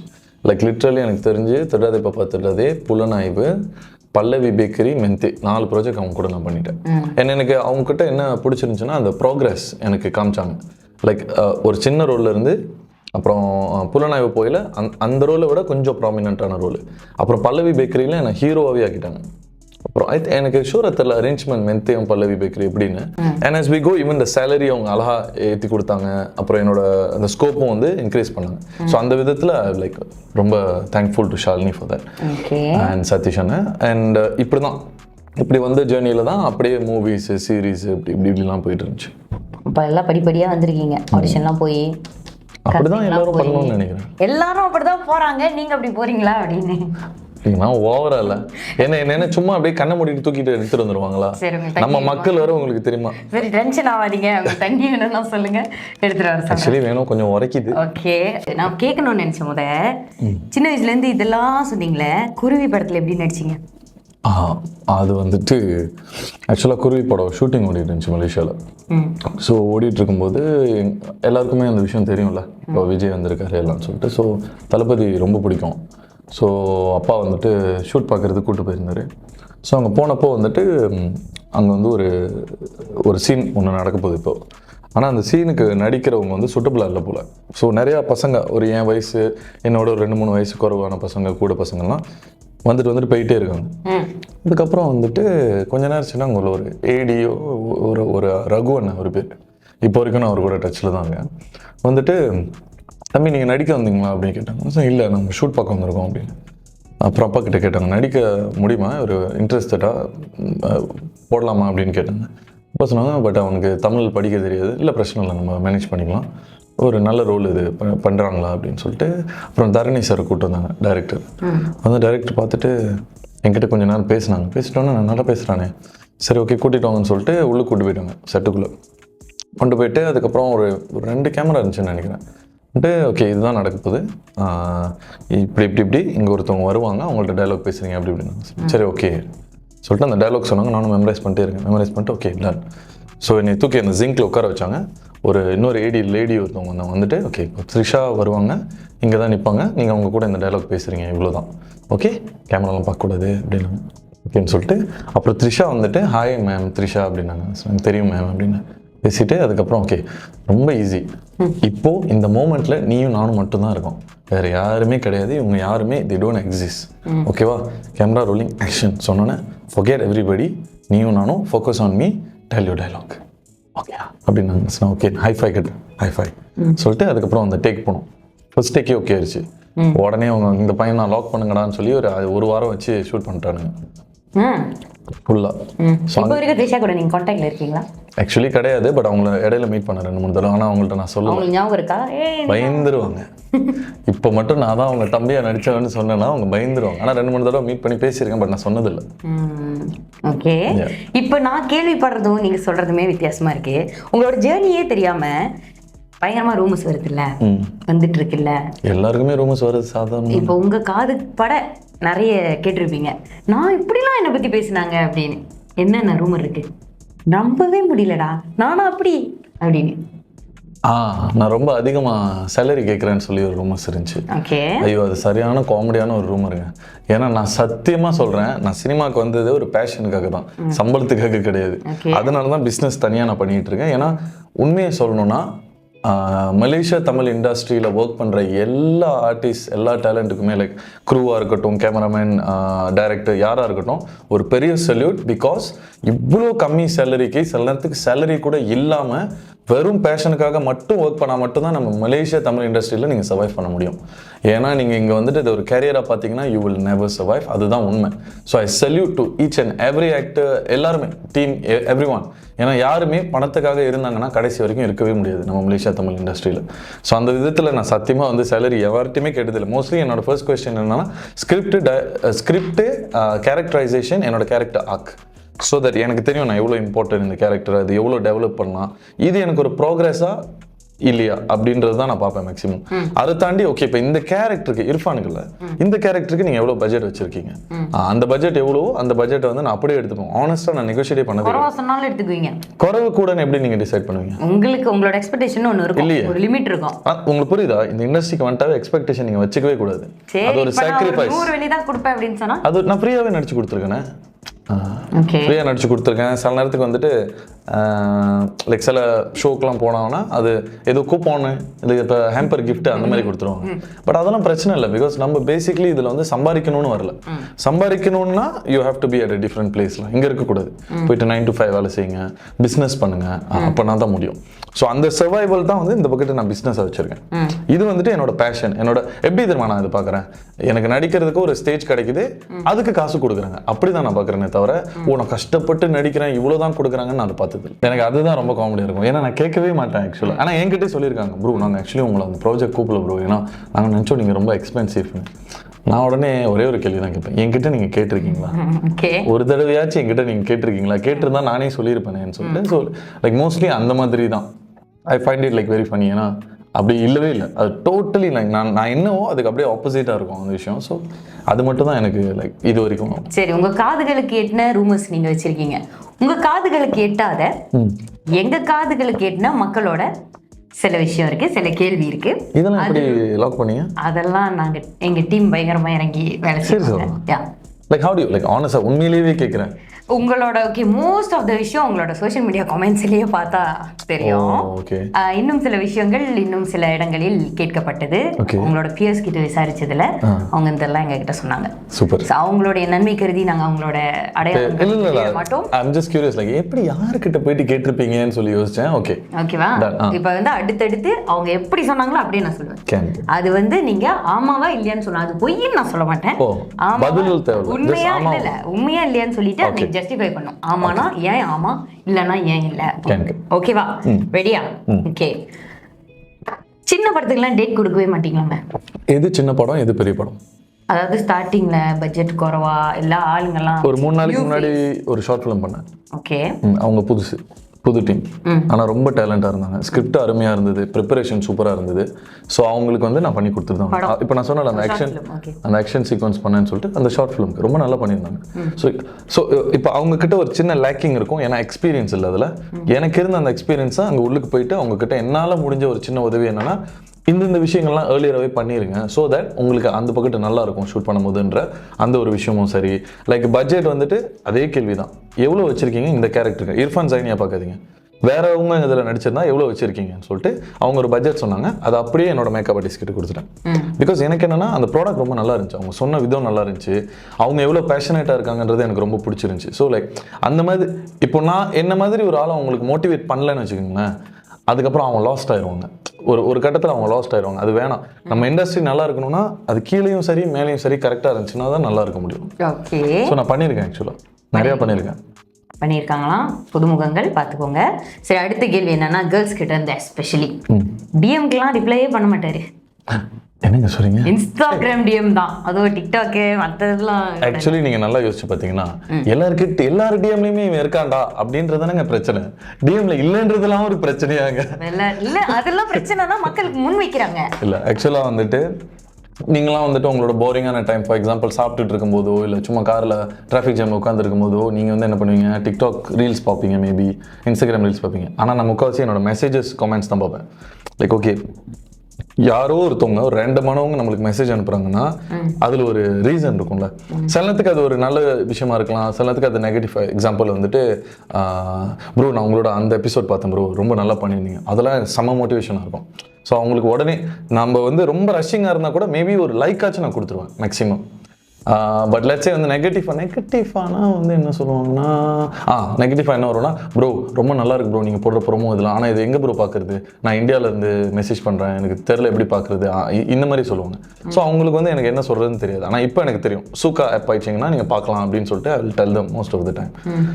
பிசைட்ஸ் தட் என்னோட ஹேர் ஆயில் என் ப்ராடக்ட் பற்றி கேட்பாங்க. சில நேரத்துக்கு ஹேர் ஆயில் டிலே ஆகும், டெலிவரி டிலே ஆகும். ஏன்னா அது ஆக்சுவலி நம்ம ஃபால்ட்டே இல்லை, அந்த டெலிவரி பீப்புளோட ஃபால்ட் தான். மென்ஷன் பண்ண நான் பேர், அவங்களோட ஃபால்ட்னால நம்மள்ட்ட தான் கேட்பாங்க, ஏன்னா நம்ம தானே ரெஸ்பான்சிபிளுங்க. ஸோ அவங்க அந்த மாதிரி மெசேஜஸ் வந்துருக்கு. லைக் ப்ரோ என்ன ப்ரோ நான் ஆர்டர் பண்ணிட்டேன், இன்ன வரைக்கும் காணும் ஜாமான் ஆடினாங்க. நான் சொன்ன ப்ரோ ரிலாக்ஸ் பண்ணுங்கள், உங்கள் ஆர்டர் என்றைக்கும் உங்களோட ஆர்டர் வந்து நம்மளோட லிஸ்ட்டில் அஸ் உங்கள் பேமெண்ட் வந்துட்டாவே இங்கே ரிப்ளை வருதோ வரலையோ என்ன மேட்ரே கிடையாது. அந்த ப்ராடக்ட் வந்து இட்ஸ் ஆட்டோமேட்டட், உடனே உங்கள் வீட்டுக்கு டெலிவரி ஆயிரும்.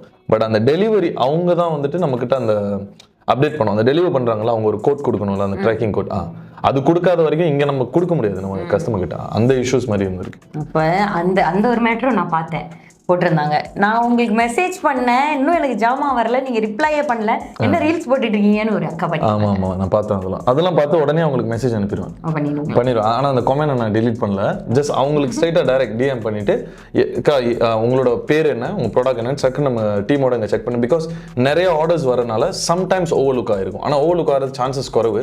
மேக்ஸிமம் என்ன ஆகும்னா அந்த பை ஒன் ஃப்ரீ ஒன்ல தான் கன்ஃபியூஸ் ஆகும். எப்படின்னா சில பேர் buy one free one promo இருக்கும்போது வாங்கியிருப்பாங்க, சில ப்ரோமோ இல்லாத போது வாங்கியிருப்பாங்க. ஸோ அந்த கன்ஃபியூஷன் மட்டும் தான். சில பேருக்கு வந்து ஓகே உங்கள் ப்ரோமோ இல்லைன்னு சொல்லி ஒன்று அனுப்பியிருப்பாங்க நம்மளோட டீம், அதுக்கப்புறம் அவங்க சொல்லுவாங்க இல்லை நான் ப்ரோமோ அப்போ தான் வாங்கினேன்னு சொல்லி. ஸோ நம்ம ஸ்க்ரீன்ஷாட் பார்ப்போம், இந்த டேட் இருந்தாலும் ஓகே கரெக்ட். ஸோ நம்ம திரும்ப இன்னொன்று அனுப்பிடுவோம் மேக்ஸிமம். அப்போ இந்த கேர்ள்ஸ்லாம் ஹாய் ஹலோன்னு மெசேஜ் அனுப்புறது அதெல்லாம் எப்படி? அனுப்புவாங்க, ஹாய் அனுப்புவாங்க, நான் திரும்ப ஹாய் அனுப்புவேன், அவ்வளோதான். அதுக்கப்புறம் அவங்க என்ன அனுப்புவாங்கன்னு எனக்கு தெரியல. அது கேர்ள்ஸ் தான் முதல் சொன்னேன்ல, இவர் டிஎம் ரிப்ளை பண்ணவே மாட்டார் இன்ஸ்டாலனே. அப்படிலாம் கிடையாது. மோஸ்ட்லி இப்போ என்னன்னா என்னோட இன்ஸ்டாகிராம் வந்து என்னோட மேனேஜரும் ஹேண்டில் பண்ணுறாங்க, என்னோட மேனேஜ்மெண்ட் டீம் ஹேண்டில் பண்ணுறாங்க. ஸோ இந்த இன்கொயரி இந்த மாதிரி விஷயங்கள் அவங்க பார்த்துப்பாங்க.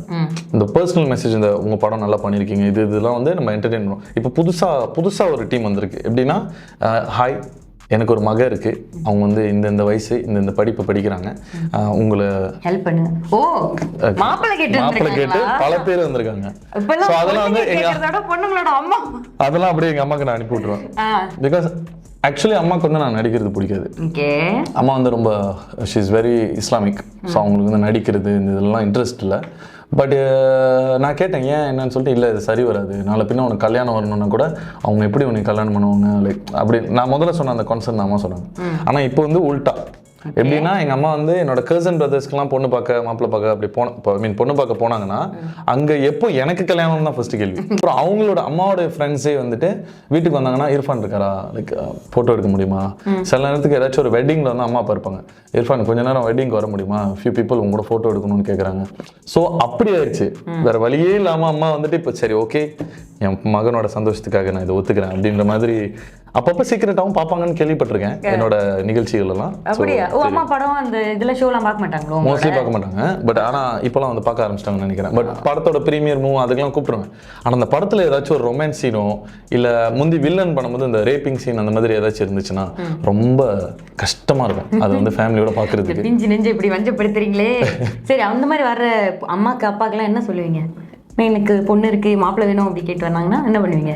இல்லை நான் என்ன சொல்லிடுவேன்னா, நான் உங்கள்கிட்ட சொன்ன அந்த வீட்டில் பொண்ணு பார்த்துட்டாங்கன்னு சொல்லிடுறீங்களா? இல்லை, நான் ஆக்சுவலாக வந்து இந்த விஷயம் வந்துட்டு I leave it to my பேரண்ட்ஸ்ன்னு சொல்லிட்டு அப்புறம் இப்போ கரண்ட்லி வந்துட்டு நான் I'm not looking for any அப்படின்னு சொல்லிடுவேன். லைக் பெட்டர் நீங்கள் வந்து வேற ஆள் பார்க்கணுன்னா பார்த்துக்கிறேங்க, டோன்ட் வேஸ்ட் டைம் ஹியர் அப்படின்னு சொல்லி நான் சொல்லிடுவேன். ஓகே, அடுத்து இர்ஃபானா செம்ம துமுறு பிடிச்சேன். இந்த கேள்விக்கு பதில் நீங்கள் சொல்லுங்கள். நானா? சரி, நான் 1000 நினச்சி வச்சிருவேன். இல்லை சொல்லுங்க, ஏன்னா இந்த கேள்விக்கு நான் பதில் சொல்லக்கூடாது. ஆடியன்ஸா நீங்கள் தான் ஃபீல். நீங்கள் உங்களை பற்றி இர்ஃபானுக்கு தான் நிறைய தெரியும். உங்களுக்கு மனசாட்சியின் அடிப்படையில் நீங்கள் ஆளுங்க கிட்ட இந்த மாதிரி நடந்துக்குவீங்க. பேசிக்லி எனக்கு தெரிஞ்சு இந்த கேள்விக்கான பதில் என்னன்னா, என்னோட முகூர்த்தம் அப்படி மை ஃபேஸ் முகூர்த்தம். அதனால தான் என்னை வில்லனாவே மேக்ஸிமம் கூப்பிடுவாங்க.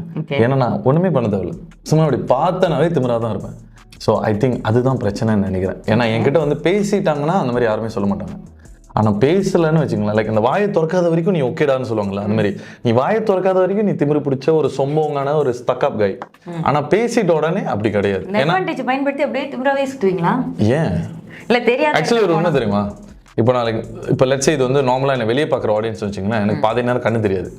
லைக் தூரத்தில் பிளராக இருந்துச்சுன்னு வச்சுங்களேன், அவங்க சிரிச்சாவோ கை காமிச்சாலோ எனக்கு தெரியாது. அண்ட் இன்னொன்று என்னன்னா, நம்ம யாரையாச்சும் பார்க்க போய் நான் அவங்கள சைட் அடிக்கிறேன்னு நினச்சிட்டேன், ஒரு பொண்ணாக இருக்கட்டும் இல்லை யாரோடைய மனைவியாக இருக்கட்டும், நம்மளை தப்பாக நினச்சிப்பாங்கன்னு சொல்லிட்டு நான் முடிஞ்ச அளவுக்கு அது ஒரு சாஃப்ட் ஃபோக்கஸ்லேயே வச்சுப்பேன். யாரையும் ஃபோக்கஸ்டாக பார்க்கவே மாட்டேன், லைக் அப்படியே பிளராகவே வச்சுப்பேன். அன்லெஸ் அவங்க வந்து ஹாய் என்ன பிக் ஃபேன் ஆஃப் யூ, உங்களை ரொம்ப பிடிக்கணும்னா அப்படியே எக்ஸ்பிரஷன் மாறிட்டு ஜென்வினாக I will talk to them. Because எப்படி நம்ம ஒவ்வொரு ஆளாக அப்படி பார்த்துக்கிட்டு போக முடியுமா, கஷ்டம் இல்லை. ஸோ அதனால நான் வாட்டில் இந்த ஜோன்லேயே நடந்து போயிட்டே இருப்பேன், யாராச்சும் வந்து பேசுகிற வரைக்கும். அதனால நினைக்கிறேன் இர்ஃபான் வந்து நீங்களாம் வந்து பேசலாம், நான் பேச மாட்டேன் அப்படின்னு சொல்றேன். நீங்களாம் அப்படி பார்த்தீங்கன்னா நான் பார்ப்பேன், நீங்கள் வந்து பேசுனீங்கன்னா பேசுவேன், இல்லைன்னா பேச மாட்டேன். ஆக்சுவலி எல்லாருமே அப்படிதான் பண்ணுவாங்க.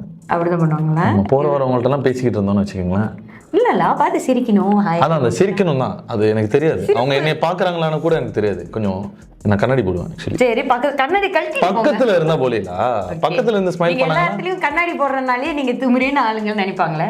கண்ணாடி போடுறதுனால? எந்த கண்ணாடி? கிளாஸ் ஷேட்ஸ் போடுறதுனால. ஷேட்ஸ் டியூரிங் த டே ஏன் நான் போடுவேன்னு இருக்கும் எனக்கு ஒரு ரீசன் இருக்கு. ஏன்னா சூரிய சக்தினாலயா? சம்ஹவ். ஏன்னா வந்து என்னோட பியூப்பிள் இருக்குல்ல, அது ஷ்ரிங்க் பண்ண முடியாது. எனக்கு அந்த ப்ராப்ளம் இருக்குது ஆக்சுவலி. ஓகே. லைக் எனக்கு இது ரொம்ப நாளாவே தெரியல. என்னன்னா ஏன் வந்து நம்ம கார் ஓட்டில எனக்கு தலை வலிச்சுக்கிட்டே இருக்கும் எப்பவுமே. அப்புறம் டாக்டர்கிட்ட போய் செக் பண்ணும்போது தான் என்னோட பியூப்பிள் வந்து இப்போ உங்களோடதெல்லாம் அப்படின்னா சூரியன் படிச்சுன்னா ஷ்ரிங்க் ஆகிடும். ஸோ உங்கள் இருட்டில் வந்து அது பேலன்ஸ் பண்ணும். பட் எனக்கு வந்து அது அப்படியே தான் இருக்கும். இருட்டும் சரி இல்லை வந்துட்டு தட்ஸ் ஐ மோர் கம்ஃபர்டபுள். இருட்டில் நான் இன்னும் கம்ஃபர்டபுளாக இருக்கும் என்னோட கண்ணு. ஸோ இருட்டில் ரொம்ப கம்ஃபர்டபுளாக இருப்பாரா? ஆமாம். ஸோ டே டைமில் வந்துட்டு நான் அதனால தான் சன் கிளாஸஸ் பாய்க்க பார்ப்பேன். ஆனால் ஷூட் அப்போ ரொம்ப கஷ்டப்படுவேன். ஏன்னா உங்களுக்கு நிறையா லைட்ஸ் இருக்கும் ஷூட்டில். ஸோ கஷ்டப்படுவேன், ஆனால் அதை காமிச்சிக்கிட்டது இல்லை வெளியே. ஓகே. அவனுக்கு என்னப்பா பணம் இருக்கு, அவனுக்கு என்னப்பா பணம் இருக்கு அப்படின்னு மக்கள் சொல்கிறாங்க. எந்த விதத்தில் எனக்கு புரியலையே. உங்களுக்கு என்ன நல்லது நடந்தாலும் அது உங்கள் காசுனால தான் நடக்குது. நீங்கள் என்ன சக்ஸஸ் உங்களுக்கு கிடைச்சாலும், உங்களுக்கு ஒரு நல்ல படமோ இல்லை ஒரு நல்ல இடத்துக்கு போகிறீங்களோ, ஒரு நல்ல சக்ஸஸ் போனாலும் காசு தான் அப்படின்னு சொல்கிறாங்க. ஆக்சுவலாக அப்படி பார்த்தோன்னு வச்சுக்கோங்களேன், எனக்கு தெரிஞ்ச மலேசியன் ஆடியன்ஸும் சரி, மலேசியன் இண்டஸ்ட்ரியில் இருக்க டீமும் சரி, யாருமே பாப்புலாரிட்டியோ இல்லை அந்த காசால் நடிக்க வர்றது எனக்கு ஃபீல் பண்ணல. பிகாஸ் இப்போ நீங்கள் வந்தீங்கன்னா, இப்போ நீங்கள் பார்த்தீங்கன்னா இந்த கடந்த ஒரு 4-5 இயர்ஸாக வர படங்கள் எல்லாமே நீங்கள் நல்ல ஆக்டராக இருந்தால் மட்டும்தான் நீங்கள் சஸ்டெயின் பண்ண முடியும். Like people actually notice that. Like வர டைரக்டர்ஸும் சரி ஆடியன்ஸும் சரி அவங்களுக்கு நல்லா தெரியுது இவன் ஒரு நல்ல ஆக்டரு. இவன் லைக் ஃபார் எக்ஸாம்பிள் லைக் நம்மளுக்கு வந்து இப்போ லோகவர்மன் ஒரு புது ஆக்டராக வந்தார் அடைமலை காலத்துலேருந்து. பட் அடுத்து அவருக்கு படம் வருது. Which means it's not the money, it's not fame or any thing. இவர் நல்ல பெர்ஃபார்மர்னா நம்மளோட நல்ல டைரக்டர் அவங்களை தேர்ந்தெடுப்பாங்க, உங்களுக்கு அடுத்த வாய்ப்பு கிடைக்கும். ஸோ சும்மா இந்த வந்துட்டு காசு இருந்தால் உனக்கு அடுத்த வாய்ப்பு வரும்ன்றது மலேசியாவில் ஒர்க் ஆகாது. வேறு எங்கே வேணாலும் ஒர்க் பண்ணணும்னு நினைக்கிறேன். ஆனால் மலேசியாவில் வாய்ப்பே இல்லை. உனக்கு திறமை இல்லைனா, உனக்கு நடிக்க தெரில, இல்லை எந்த let it be any thing, ஒரு டான்ஸராக இருக்கட்டும் இல்லை ஒரு கேமராவாக இருக்கட்டும், நீங்கள் வந்து பண்ணலன்னா மக்களுக்கு தெரியும், நீங்கள் ஏமாற்றவே முடியாது. அவங்க உடனே வந்து உங்களை தூக்கி போட்டுருவாங்க. பெஸ்ட்டானவனை மட்டும் போய் பார்த்து அவங்களுக்கு வந்து சப்போர்ட் பண்ணுவாங்க ஒரு விதத்தில். அவனுக்கு என்னப்பா, அவனுக்கு பணம் இருக்குது, வேற எந்த விதத்தில். இப்போ நீங்க பாத்துக்கிட்டீங்கன்னா நான் ஸ்கூல் முடிஞ்சோன்னா என்னோட செலவுகள் கூட எங்க அப்பா வந்து நான் வேலை செஞ்சுதான் ஐ ஹேவ் டு ஏர்ன் சொல்லி கொடுத்தாரு. அப்பான்னு சொன்னனால இன்னொரு கேள்வியும் இருக்காது சம்பந்தமா. சொல்லுங்க. இது எல்லாத்தையும் அவங்க அப்பா தான் அவனுக்கு பண்ணி கொடுத்துருக்காரு. ஆஃப்கோர்ஸ் என்னை பெற்று ஆளாக்கி என்னை ஒரு மனுஷனாக இங்கே வர வைச்சது எங்கள் அப்பா தான். ஸோ அவருக்கு எல்லா கிரெடிட்ஸும் கொடுக்கறதுல ஒரு தப்புமே கிடையாது. ஆனால் அதே அப்பா தான் எனக்கு ஒரு மென்டோராக, உனக்கு ஒரு விஷயம் வேணும்னா அதுக்கு நீ தான் போராடி சம்பாதிக்கணும், நீ தான் போராடி செய்யணுன்றதை சொல்லி கொடுத்ததும் எங்கள் அப்பா தான். ஸோ ஐ பிலீவ் தட் எங்கள் அப்பா தான் என்னோட சக்ஸஸ்க்கு பின்னாடி. எனவே இந்த ரூமர் கரெக்டு தான் அப்படின்றாரு. அது ரூமர் இல்லை, உண்மைதான். எங்கள் அப்பா தான் எனக்கு பின்னாடி என்றைக்குமே. அவர் வந்துட்டு ஒரு லைக் இப்போ ஒரு பிஸ்னஸ் நான் பண்ணுறேன்னா இருந்தால் கூட அவரோட அட்வைஸ் தான் நான் கேட்பேன்ப்பா. இப்படி ஒரு கம்பெனி திறக்க போகிறேன், ஒரு இது பண்ண போகிறேன், என்னென்ன நான் பண்ணணும். ஏன்னா அவங்க பண்ணிட்டாங்க அந்த விஷயத்த. இது வரைக்கும் உங்ககிட்ட கொடுத்த பெஸ்ட் பிஸ்னஸ் அட்வைஸ்னா கன்சிஸ்டன்சியாக இருக்கணும் and put your heart and soul to it. ஏன்னா நம்ம சில நேரத்துக்கு வந்துட்டு ஹார்ட் ஒர்க் பண்ணுற மாதிரி நம்ம தெரியும், ஆனால் நம்ம மனசாட்சிக்கு தெரியும், ஏய் நீ என்ன ஹார்ட் ஒர்க் போட்ட இதுக்கு அப்படின்னு தெரியும்ல. அப்போ அது ஒர்க் ஆகாது, அது முடியாது. ஜஸ்ட் லைக் இப்போ நான் சொன்ன மாதிரி தான், சினிமா மாதிரி தான். நீங்கள் உண்மையான ஒரு நல்ல பெர்ஃபார்மராக இருந்தால் மட்டும்தான், ஹார்ட் அண்ட் சோல் கொடுத்தா மட்டும்தான் அந்த யூனிவர்ஸ் உங்களுக்கு திரும்ப அடுத்தடுத்த ப்ராஜெக்ட் ஓப்பன் பண்ணி விடும் டோர்ஸ். பட் இல்லை, நான் ஃபேமுக்காக வரேன், நான் காசுக்காக வரேன்னா எனக்கு என்னமோ அவங்கெல்லாம் ரொம்ப லாஸ் பண்ண மாட்டாங்கன்னு தோணுது. நான் சொல்கிறேன், நம்ம இண்டஸ்ட்ரியில் வந்து காசுக்காகவும் ஃபேமுக்காகலாம் வர முடியாது. இங்கே யார் பெரிய ஃபேமஸ் இல்லை, இங்கே யார் பெரிய பணக்காரவங்க நம்ம இண்டஸ்ட்ரியிலேருந்து இல்லை. ஸோ வராங்கன்னா அவங்க பியோர்லி வந்துட்டு இந்த ஆர்ட்டை எக்ஸ்பெரிமெண்ட் பண்ணணும், இந்த ஆர்ட்டை நான் அழகுப்படுத்தணும், இந்த ஆர்ட்டுக்குள்ளே நான் வரணும்னு நினைக்கிறவங்க மட்டும்தான் அது பண்ண முடியும்னு நான் நினைக்கிறேன். ஓகே. ஸோ நீங்கள் இந்த பிக் பாஸ் போகிற ஐடியாவில் இருக்கீங்களா? ஆக்சுவலி முகின் இருப்பான் ட்ரை பண்ணிட்டு இருக்கான் அப்படின்னு கமெண்ட்ஸில் படித்தோம். நான் ட்ரைலாம் பண்ணல. பட் முகின் போன சீசனுக்கு முன்னாடி வந்துட்டு ட்ரை பண்ணேன். ஆக்சுவலி முகின் போகிறதுக்கு முன்னாடி ட்ரை பண்ணேன். முகின் ஏறப்பையும் ட்ரை பண்ணேன். பட் அப்போ வந்து முகினுக்கு தான் கிடச்சிது, அந்த வாய்ப்பு வந்து அவனுக்கு தான் கிடச்சிது. பிகாஸ் இப்போ நம்ம மலேசியாவில் இருக்கிற எந்த ப்ராஜெக்டும் நான் பண்ணது அதுக்கு அந்த டைமில் அவங்க இந்தியாவிலேருந்து பார்க்க முடியாது. பட் முகினுக்கு வந்துட்டு யூடியூப்ல இருந்தது எல்லா கண்டென்ட்டுமே. ஸோ விச் இஸ் இந்தியாவிலேருந்து பார்க்க முடிஞ்சது. ஸோ அவங்க வந்துட்டு முகின் இஸ் அ பெட்டர் சாய்ஸ்னு சொல்லிட்டு முகினுக்கு போனாங்க. So Mugen got the role. அப்போ நான் என்ன நினச்சேன்னா, முகினுக்கு வந்துட்டு அந்த ஒரு ஓப்பன் ஆச்சுல தமிழ் சினிமாக்குள்ளே போகிறதுக்கு. ஓகே, எனக்குலாம் அந்த ஆசை இருக்குது அங்கே போய் நடிக்கணும் அப்படின்னு சொல்லிட்டு. ஓகே, அப்போ இதுதான் ஒரே வழின்னு சொல்லி நினச்சி நான் அடுத்த வருஷம் வந்துட்டு like I was expecting like okay Bigg Boss கிடச்சினா கண்டிப்பாக போயிடலாம் அப்படின்னு சொல்லிட்டு. ஆனால் அதுக்கப்புறம் ஆக்சுவலாக போன வருஷம் நினைக்கிறேன், போன வருஷமா முந்தின வருஷம் வந்து ஆக்சுவலி கேட்டிருந்தாங்க பிக் பாஸ். இல்லை எனக்கு ஆக்சுவலாக இப்போ அது எனக்கு தெரியல, எனக்கு இன்ட்ரெஸ்ட் இல்லை அந்த பிக் பாஸ்ல. இன்ட்ரெஸ்ட் இல்லை. இதுக்கப்புறம் போக மாட்டீங்களா? தெரியல ஆக்சுவலி. அந்த ஒரு போகணும்னு இருந்த அந்த ஃபீலே அப்படியே புஷ்ஷுன்னு போய் வேணான்ற அளவுக்கு வந்துருச்சு. இப்போ வேற பிக் பாஸ் என்பது இர்ஃபானுக்கு ஒரு சப்ப மேட்டர் அப்படின்னு அவரே சொல்றாரு. அதெல்லாம் புஷ்ஷுன்னு போச்சு, அதனால கிடைச்சாலும் அதுக்கப்புறம் நான் போக மாட்டேன் அப்படின்னு. மேபி உங்களுக்கு உண்மையாவே எலோபிசியா இருந்துச்சா? ஆமா. அந்த பிசினஸ்க்காக அந்த பேரை பயன்படுத்துனீங்களா இல்லையா? பட் ஆக்சுவலி எனக்கு வந்து அந்த பிஸ்னஸ் நான் ஸ்டார்ட் பண்ணது ரொம்ப வருஷத்துக்கு அப்புறம் தான். அதுக்கு முன்னாடிலாம் வந்து யாருக்கு என்ன தெரியுமோ என்னோட சர்க்கிள் உள்ளவங்க, லைக் ஃபார் எக்ஸாம்பிள் புல்லநாய்வில் வந்து நான் ஏன் டர்பன் போட்டேன்னா அந்த முடி பிரச்சனைனால தான் ஆக்சுவலி. ஓகே. அதுக்கப்புறம் வந்து அதே டைமில் தான் நாம் கட் ரைஸ் ஷூட்லேயும் இருந்தேன். ஸோ அந்த படத்தை ஆக்சுவலி திரும்ப ஒழுங்காக பார்த்தாங்கன்னா சில சீன்ஸில் தெரியும் என் முடி கொஞ்சம் கம்மியாக இருக்க மாதிரி இருக்கும். ஏன்னா நம்ம வந்து அங்கே கொஞ்சம் அந்த ஹேர் டஸ்ட்லாம் போட்டு கொஞ்சம் அங்கங்கே விக்லாம் ஒட்டி வச்சு தான் பண்ணியிருந்தாங்க அந்த படத்தை. அதுக்கு சரேஷ் அனாவசிய செலவு பண்ணியிருந்தார் பாவம். பிகாஸ் வேறு வழியில் உங்களுக்கு அங்கே ஷூட்டும் பண்ணணும், எனக்கு அந்த அதே லுக்கு வரணும். ஸோ ஒரு ஷான் கட்டில் வங்சாரில் இருக்க ஒரு ஹேர் ஸ்டைலிஸ்ட் தான் அதை பண்ணி விட்டாங்க எனக்கு. அந்த முடியெலாம் வந்துட்டு லைக் எங்கெங்கே எம்டியாக இருக்கோ அங்கெல்லாம் ஸ்ப்ரே கருப்பு கலர் அடித்து முடி அங்கங்கே ஒட்டி வச்சு ரொம்ப ஸ்ட்ரகிள் பண்ணாங்க எனக்காக சரேஷ் அந்த டீம்லாம். பட் படம் பார்க்கும்போது அது பாதி பேருக்கு தெரியாது, தெரிஞ்சவங்களுக்கு மட்டும் அந்த விஷயம் தெரியும். எத்தனை வயசுல இருந்து உங்களுக்கு இல்லை அது ஜஸ்ட் இடையில தான் லைக் ஸ்மார்ட் வீலுக்கு அப்புறத்துலேருந்து வந்துச்சு. ஸ்மார்ட் வீல் அப்புறத்துலேருந்து ஒரு வருஷம் இருந்துச்சு. ஸோ அந்த ஒரு வருஷத்தில் வந்து நாம் கட்ரைஸையும் புலனாய்வும் போயிட்டு இருந்துச்சு. அப்போ திருடாதே பாப்பா திருடாதே படம் ரிலீஸ் ஆகி அந்த ப்ரொமோஷன் ஓடிக்கிட்டு இருந்துச்சு. ஸோ ஆக்சுவலாக என்னோட இன்ஸ்டாகிராம்லேயே கொஞ்சம் ஸ்க்ரோல் பண்ணி அந்த டிபிடி டைம் போயிருந்தாங்கன்னா அங்கே நான் எப்போவுமே கேப் பினி தான் போட்டே போயிருப்பேன். அவுட்டோர் போகும்போது அப்படி தான் போயிருப்பேன். அதுக்கப்புறம் தான் அப்படி இப்படின்னு பார்த்து கடைசியில் வந்து அம்மா வந்து அது நம்ம இவ்வளோ இடத்துல மெடிசன் தேடி கடைசியில் எங்கள் அம்மா கொடுத்த அந்த ஆயில் தான் வந்துட்டு ஒர்க் ஆச்சு. ஸோ அந்த ஆயில் யூஸ் பண்ணி ஒரு 3-4 months எனக்கு ஐ ரிகவர்ட் பை. ஸோ அப்போது என்னோட சுற்றி இருக்க ஃப்ரெண்ட்ஸும் வந்துட்டு கேட்க ஆரம்பித்தாங்க. அப்படியே அந்த ஃப்ரெண்ட்ஸ் கிட்ட கொடுத்து அப்புறம் அந்த ஃப்ரெண்ட்ஸ் வந்து அவங்க ஃபேமிலி ஆகி அதுக்கப்புறம் கொஞ்சம் ஃபாலோவர்ஸ் ஃபேன்ஸ் எல்லாம் கேட்க ஆரம்பிச்சு அதுக்கப்புறம் ஐயோ என்ன ரொம்ப பெருசாகிட்டு இருக்கு எங்கள் அம்மாவால் இப்படி பண்ண முடியுமா. அப்போ தான் என்னோட டீம் வந்து ஒரு ஐடியா கொடுத்தாங்க. நீயே இதை வந்து ஒரு பிஸ்னஸாக பண்ணக்கூடாது லைக் இல்லை அப்போ அது கோவிட் நினைக்கிறேன் கோவிட் முன்னாடியா கோவிட் டைமில் அப்போ சொன்னாங்க இப்போ எல்லாரும் வீட்டில் இருந்தால் பிஸ்னஸ் பண்ணுறாங்களே அது பண்ணு அப்படின்னு சொல்லிட்டு. பட் அம்மா வந்து அவ்வளோ பண்ண முடியாதுல்ல. ஸோ அந்த ஆயில் வந்து நம்மளுக்கு தெரிஞ்ச ஒரு ஆயுர்வேதிக் டாக்டருக்கு கேரளாவுக்கு அனுப்பிவிட்டு அவர் அதை பார்த்துட்டு இது ரொம்ப பேசிக்காக இருக்குப்பா இது சும்மா வீட்டில் இருக்க ஐட்டங்களை போட்டு பண்ணியிருக்கீங்க நான் இன்னும் கொஞ்சம் ஸ்ட்ராங்கராக போட்டு உனக்கு கொடுக்குறேன் அப்படின்னு சொல்லிட்டு ஒரு 16 டைப் ஆஃப் ஹெர்பல் போட்டு அவங்க அங்கேருந்து ஒரு ஆயில் அனுப்புனாங்க. அந்த ஆயில் என்னன்னா கேரளாவில் இந்த முடி பிரச்சனை மண்டையில் உள்ள பிரச்சனைகளை சால்வ் பண்ணுறதுக்கான ட்ரீட்மெண்ட் ஆயில் அதை நீங்கள் ஆயிலாக வாங்க முடியாது. ட்ரீட்மெண்ட் போட்டிங்கன்னா அவங்க உங்களுக்கு கொடுப்பாங்க. பட் நான் அந்த பேட்டன் ரைட்ஸ் அவங்கக்கிட்ட இருந்து வாங்கி நான் மலேசியாவில் பண்ணுறேன் சார். நிறைய பேருக்கு இந்த பிரச்சனை இருக்குது நிறைய பேருக்கு ஹேர் ஃபால் பிரச்சனை இருக்குது. ஏன்னா எனக்கு தெரியும் அந்த முடி கொட்டினும் போது நான் எந்த மாதிரி ஒரு என்சைட்டி எந்த மாதிரி ஒரு டிப்ரெஷனுக்குள்ளே போனேன் அப்படின்னு. ஸோ அந்த மாதிரி எத்தனையோ பேருக்கு இருக்கும்ல அவங்க ஒரு சொல்யூஷன் தேடிக்கிட்டு இருப்பாங்கல்ல. சரி ஓகே அவங்களுக்கு நம்மளுக்கு ஹெல்ப்ஃபுல்லாக இருக்கும் நம்மளுக்கு ஒரு பிஸ்னஸாகவும் இருக்கும்னு சொல்லிட்டு அதான் சார் அந்த நல்ல நோக்கம் தான் மேபி அந்த பிஸ்னஸ் நல்லபடியாக போச்சுன்னு நான் நினைக்கிறேன். ஸோ அதுக்கப்புறம் வந்துட்டு எனக்கு தெரிஞ்ச எங்களோட 80% கஸ்டமர்ஸ் வந்து ப்ரெக்னென்சி உமன் தான். ஏன்னா நீங்கள் போஸ்ட் ப்ரெக்னென்சியில் வந்து ரொம்ப நிறைய ஹேர் லாஸ் பண்ணுவீங்க உங்கள் ஹார்மோனல் சேஞ்சஸ்னால. ஸோ இந்த எண்ணெய் என்ன பண்ணோன்னா எங்கெங்கெல்லாம் உங்கள் முடி கொட்டுருந்துச்சோ அங்கே போய் அந்த உங்கள் ரூட்ஸ் உயிரோடு இருந்தால் போதும். It will just bring out all the hair. Because இப்போ நீங்கள் பார்த்தீங்கன்னா என்னோட நெத்தியில் சம்மந்தம் இல்லாத இடத்துலலாம் முடி இருக்கும் தெரியுதா. பிகாஸ் அந்த ஆயில்ஸ் எல்லாத்துக்கு லீக் ஆகி இந்த இடத்துலலாம் முடி வளர ஆரம்பிச்சிடும். ஸோ அதனால ஃபீமேல்ஸ்க்கு வந்து நாங்கள் என்ன சொல்லுவோம்னா போட்டிங்கன்னா பெட்டர் ஷவர் கேப் போட்டுருங்க. இல்லைனா ஃபேஸ்லலாம் வந்துச்சுன்னா உங்களுக்கு அங்கங்கே முடி வர ஆரம்பிச்சிடும் ஃபேஸில். ஸோ தேவையில்லாமல் லேசருக்கு வேறு செலவாகும். ஓகே. ஸோ அப்படி தான் வந்து இந்த ஆயில் ஸ்டார்ட் ஆகி அது ரொம்ப நல்லபடியாக போயிட்டுருக்கு. அதுக்கப்புறம் இப்போ வந்து ஷாம்பூ டானிக் மாஸ்க்னு சொல்லிட்டு ஃபுல்லாக எக்ஸ்பேண்ட் பண்ணியாச்சு அதை. ஓகே. உண்மையாகவே அந்த ஹேர் ஆயில் எடுத்து தான் ஜிடிஆர் வாங்கினீங்களா? என்னோட சேவிங்ஸும் எனக்கு இருந்தது டெபாசிட் கொடுக்கறதுக்கு என்னோட சேவிங்ஸும் இருந்தது அந்த ஹேர் ஆயிலோட காசும் கொஞ்சம் இருந்தது.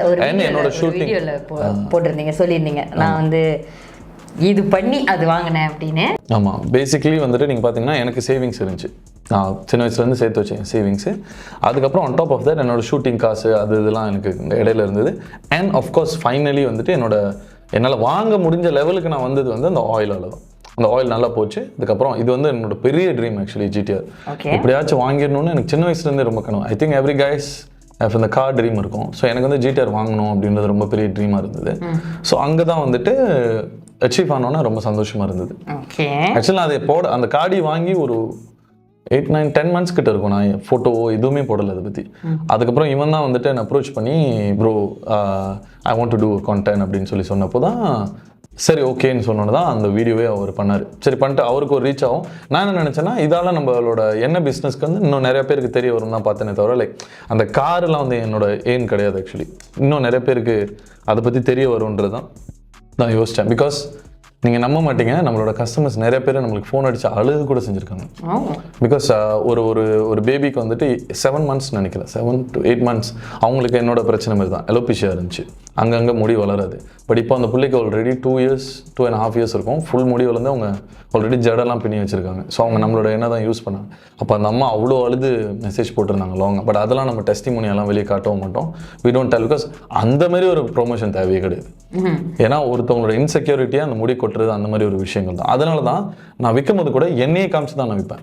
மற்றவங்களை வேணாம் காட்ட வேணாம். ஆனால் நம்மளோட நிறைய நல்ல கஸ்டமர்ஸ்லாம் அவங்களே அனுப்பிட்டு ப்ரோ இதை போட்டு விடுங்க ப்ரோ பிரச்சனை இல்லை என் ஃபோட்டோ போட்டு விடுங்கன்னா அந்த மாதிரி ஃபோட்டோ மட்டும் தான் நாங்கள் வச்சுருக்கோம் நம்ம ப்ரொஃபைல்.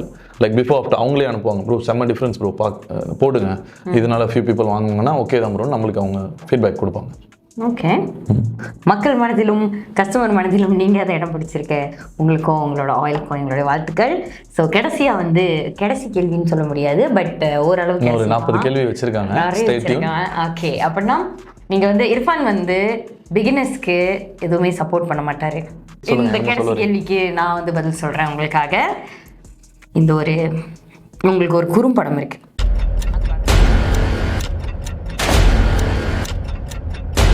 என்ன குறும்படம்? குறும்படம் அது வெளியே சொல்லக்கூடாதுல்ல. நீங்களே ஒரு எஃபர்ட் போட்டு ஒரு பாட்காஸ்ட் செய்வோம் அப்படின்னு சொல்லிட்டு ஒரு இனிஷியேட்டிவ் எடுத்திருக்கீங்க. ஒரு சின்ன மோட்டிவேஷனுக்காக நான் வர வேணாம். என்ன நீங்கள் பேமெண்ட்லாம் நம்ம கேட்போமா? நீ கொடுத்துருந்தா கூட நான் வாங்கியிருக்க மாட்டேன். Moments later. Welcome back to TV Jack with Divya and Irfan Zaini. ஆனால் இந்த எபிசோட்ல மட்டும் தான் நான் உங்க கூட இருக்க போறேன். மற்ற எபிசோட்ல என்னோட அருமையான சூப்பரான ஆக்டர்ஸ் மற்றும் என்டர்பிரினர்ஸ் இருக்க போறாங்க. So Divya take over. Okay, நல்லா ஹோஸ்ட் பண்ணீங்க இர்ஃபான். ஒரு 2 லைன் பேசிட்டேன், அது ஹோஸ்டிங் ஆச்சு. உங்களோட ஹோஸ்டிங் நினைவை நான் திரும்ப கொண்டு வந்தது உங்களுக்கு எப்படி இருக்கு? பயமா இருந்துச்சு. அப்படியா? இன்னும் பயங்கரமான கேள்வி நான் உங்களுக்கு வச்சிருக்கேன். ஓகேவா? சரி, சோஷியல் மீடியாவில் இவ்வளோ நெகட்டிவிட்டி பார்க்குறீங்களே, நாங்கள் உங்களுக்கு எடுத்த கேள்வியில் முக்காவாசி சோஷியல் மீடியாவிலேருந்து எடுத்தது. ஸோ டெய்லி நல்ல விஷயங்கள், அன்பு, லவ் இதையும் பார்ப்பீங்க, நெகட்டிவிட்டியும் பார்ப்பீங்க. அதை இக்னோர் பண்ணிடுவீங்க அப்படின்னு சொல்ல முடியாது. சம்டைம்ஸ் அதை ஹேண்டில் பண்ணணும். நீங்கள் எப்படி அது பண்ணுவீங்க? ஓகே, இப்போது அது ஒரு நெசசரியான ஒரு கொஸ்டினாக இருந்ததுன்னா கண்டிப்பாக நம்ம அதை ஹேண்டில் பண்ணி தான் ஆகணும். பட் அவங்க வேணுக்குன்னு வம்பளுக்கிற மாதிரி ஒரு கேள்வி வச்சாங்களாவோ இல்லை அவங்க all they want is just நம்மளோட அட்டென்ஷன் அவங்கக்கிட்ட வரணும்னு. ஏன்னா நீங்கள் நம்ப மாட்டீங்க, ஒரு தடவை ஒரு ஃபேக் ப்ரொஃபைல் இருந்தது. அவங்க பயங்கரமாக என்னை பற்றி தப்பாக போட்டுக்கிட்டு அவங்களே கிராஃபிக்லாம் பண்ணி ஏஐலாம் பண்ணி ஒரு மாதிரி அசிங்கமான ஃபோட்டோஸ்லாம் போட்டு என்னோடய ஃபேமிலியவே டேக் பண்ணாங்க. தம்பி, தங்கச்சி எல்லாரையுமே இக்னோர் பண்ணிகிட்டே இருந்தேன். சரி, அவங்க எவ்வளோ தூரம் தான் போகிறாங்கன்னு பார்ப்போன்னு சொல்லிட்டு பயங்கரமாக அது இதுன்னு என்னென்னமோ லைக் என்னோடய ஃபாலோவர்ஸ்லாம் போய் எடுத்து போட்டு இங்கே பாரு இவ்வளோ இது பண்ணுறான். ஆனால் அது எதுவுமே லைக் நீங்கள் பார்த்தீங்கன்னா ஒன்று இதெல்லாம் ஒரு மேட்ராடா அப்படி இருக்கும் உங்களுக்கு. லைக் ஃபார் எக்ஸாம்பிள் இப்போ ஒரு ஹீரோயினோட ஃபோட்டோ லைக் பண்ணியிருக்கேன், பாரு பொம்பளை ஃபோட்டோ லைக் பண்ணுறான். லைக் அன்னெசரியான நான் உன்னை வம்பலுக்கணுண்டா அப்படின்ற மாதிரி ஒரு இது பண்ணிக்கிட்டே இருந்தாங்க. சரி, இது என்னடா நம்ம ஃபேமிலியெல்லாம் டேக் பண்ணி ரொம்ப ஓவராக போகுதுன்னு சொல்லிட்டு நானே அந்த மெசேஜ் ஓப்பன் பண்ணிவிட்டு மெசேஜ் அனுப்பினேன். ஹாய், லைக் வாட் யூ வாண்ட்னு சொல்லிட்டோன்னே this is what I want, I needed a reply from you அப்படின்னாங்க. நான் உடனே ஆட்டா பாவீங்களா இதுக்கா இவ்வளோ எஃபர்ட்னு சொல்லி டக்குன்னு நான் உடனே okay here you go, this is my message to you. Like என்ன நான் சொல்லணும், என்ன எதிர்பார்க்குறீங்க, லைக் என்னை பார்க்கணுமா உங்களுக்கு என்னன்னு சொல்லி கேட்டேன்னா, இல்லை எனக்கு ஜஸ்ட் உங்ககிட்ட பேசணும்னு ரொம்ப ஆசை ரொம்ப நாளாக.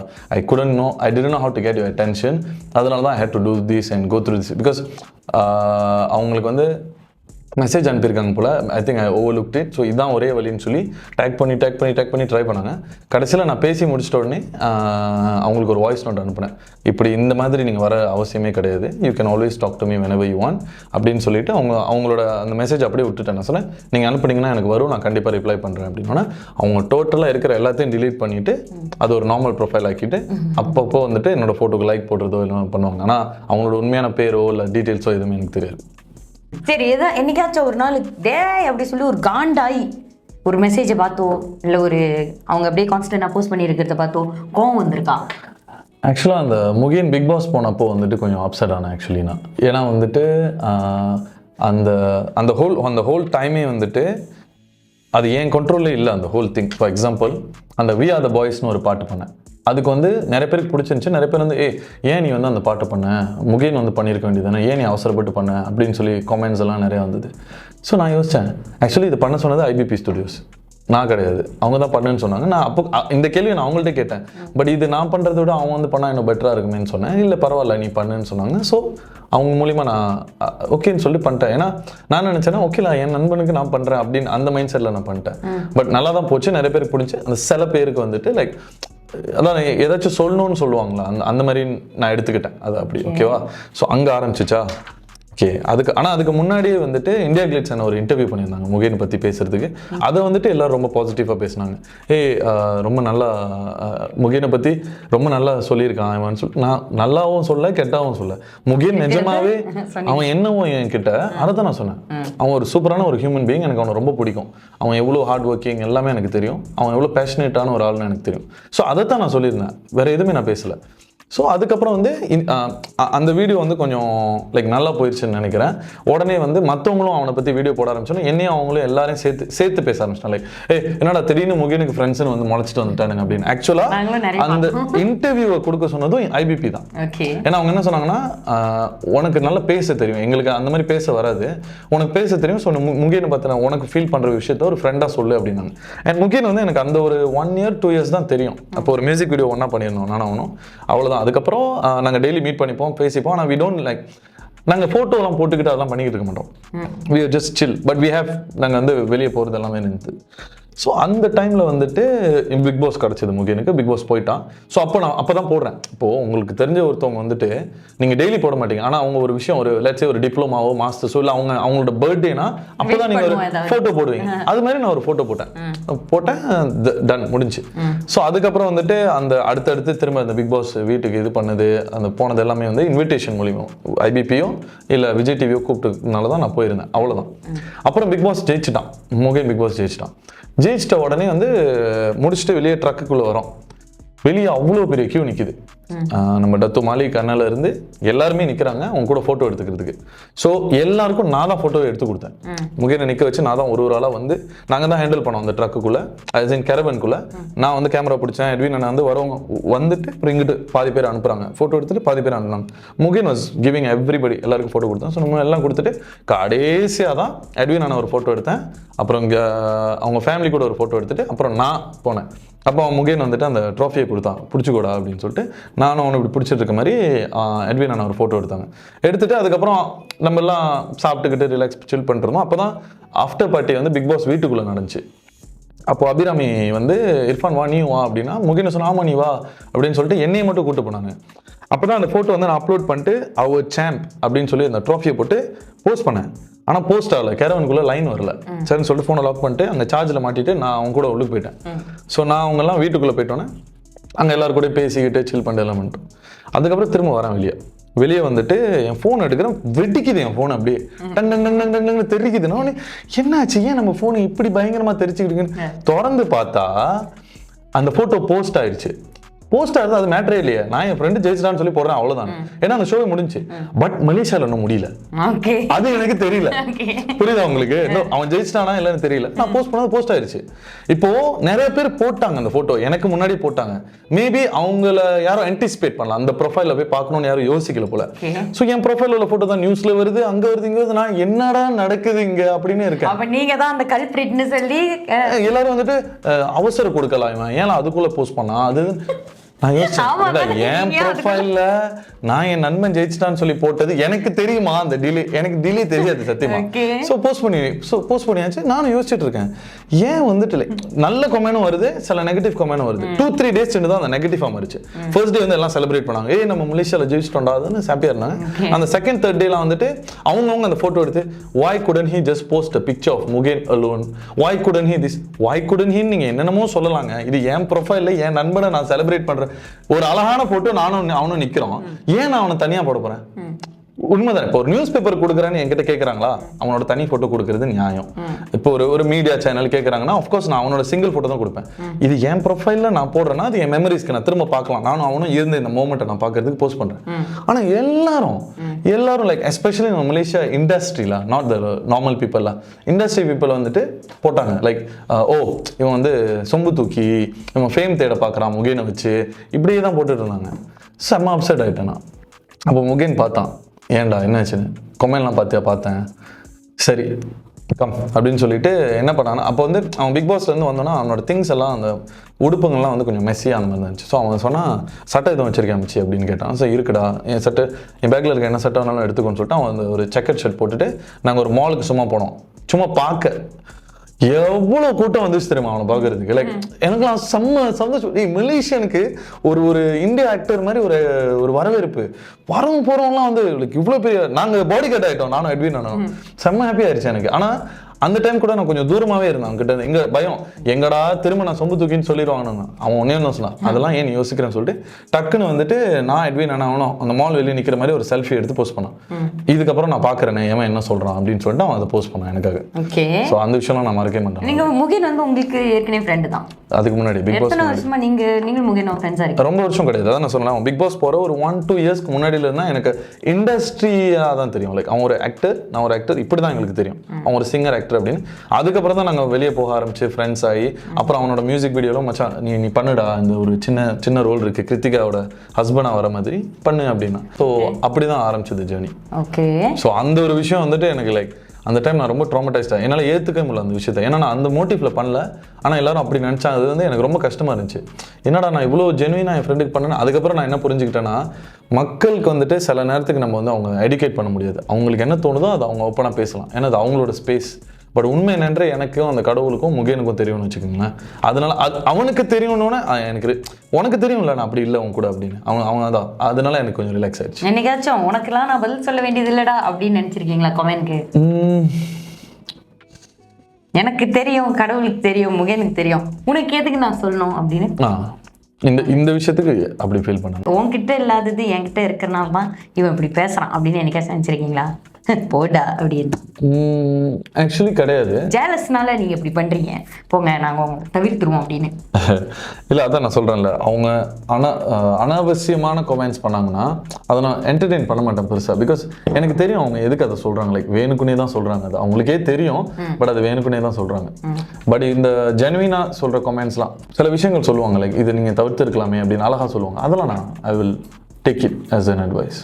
ஓகே, இப்போ சோஷியல் மீடியா இன்ஃப்ளூயன்சஸ் பற்றிலாம் நீங்கள் என்ன நினைக்கிறீங்க? ஆக்சுவலி இன்ஃப்ளூயன்சர்ஸ், ஆக்டர், ஆர்டிஸ்ட் இதெல்லாம் வந்துட்டு இப்போ மலேசியாவில் வந்து கன்ஃபியூஸ்டான ஒரு ஸ்டேட்டில் இருக்குது. யார் என்னன்னே யாருக்குமே தெரிய மாட்டேது. ஆக்சுவலாக உண்மையிலேயே இன்ஃப்ளூயன்ஸுன்ற ஒரு வேர்ட் வந்து எப்படின்னா வந்து, நீங்கள் உங்களுக்கு ஒரு டைப் ஆஃப் ஃபாலோவர்ஸ் இருக்குது. அந்த டைப் ஆஃப் ஃபாலோவர்ஸ் வந்து நீங்கள் சொல்கிற விஷயத்தை கேட்பாங்க. You can influence them. Like you can tell them that guys காலையிலே எழுந்திரிச்சு சூரிய நமஸ்காரம் பண்ணுங்கள், யோகா பண்ணுங்கன்னு சொன்னால் அது லிசன் பண்ணுறதுக்காக ஒரு ஃபியூ பீப்புள் இருக்கிறாங்கன்னா நீங்கள் ஒரு இன்ஃப்ளூயன்ஸர் தான். அது நீங்கள் ஆக்டராக இருக்கலாம், என்னவா வேணாலும் இருக்கலாம். ஆனால் இப்போ மோர் டு லைக் ஜாமா விற்கிறதுக்கும் லைக் ப்ராடக்ட், ஆக்சுவலி அதுவும் பார்ட் ஆஃப் இட் தான். But I don't know why people are getting confuse with இன்ஃப்ளூயன்ஸருக்கும் சரி, லைக் வந்துட்டு ஒரு ஆக்டருக்கும் சரி கன்ஃபியூஸ் ஆகிறாங்க. எனக்கு தெரிஞ்சது தான் நான் சொல்கிறேன்ல, மலேசியாவில் நம்ம சர்வைவல் தான். நம்ம நடிப்பில் நம்ம நடித்தோ இல்லை ஒரு சினிமாவில் ஒர்க் பண்ணியோ காசு பெருசாக பார்க்க முடியாது. அதனால வேறு வழி இல்லாமல் நம்ம ப்ராடக்ட் ரிவ்யூவும் இதெல்லாம் பண்ண வேண்டியது இருக்குது. So I won't blame them. So actor ஆகுனா இன்ஃப்ளூயன்சர் ஆகலாம், ஆனால் இப்போ மலேசியாவில் இன்ஃப்ளூயன்சர் ஆனால் ஆக்டர் ஆகுறாங்களே, நடக்குது. இப்போ இன்ஃப்ளூயன்சர் நீங்க சொல்றது வந்துட்டு நாட் ஜஸ்ட் அந்த மக்களை இன்ஃப்ளூயன்ஸ் பண்றவங்க மட்டும் நீங்க சொல்ல. நீங்க யாரை சொல்றீங்கன்னா, இந்த டான்ஸ் வீடியோ போட்டு இந்த கண்டென்ட்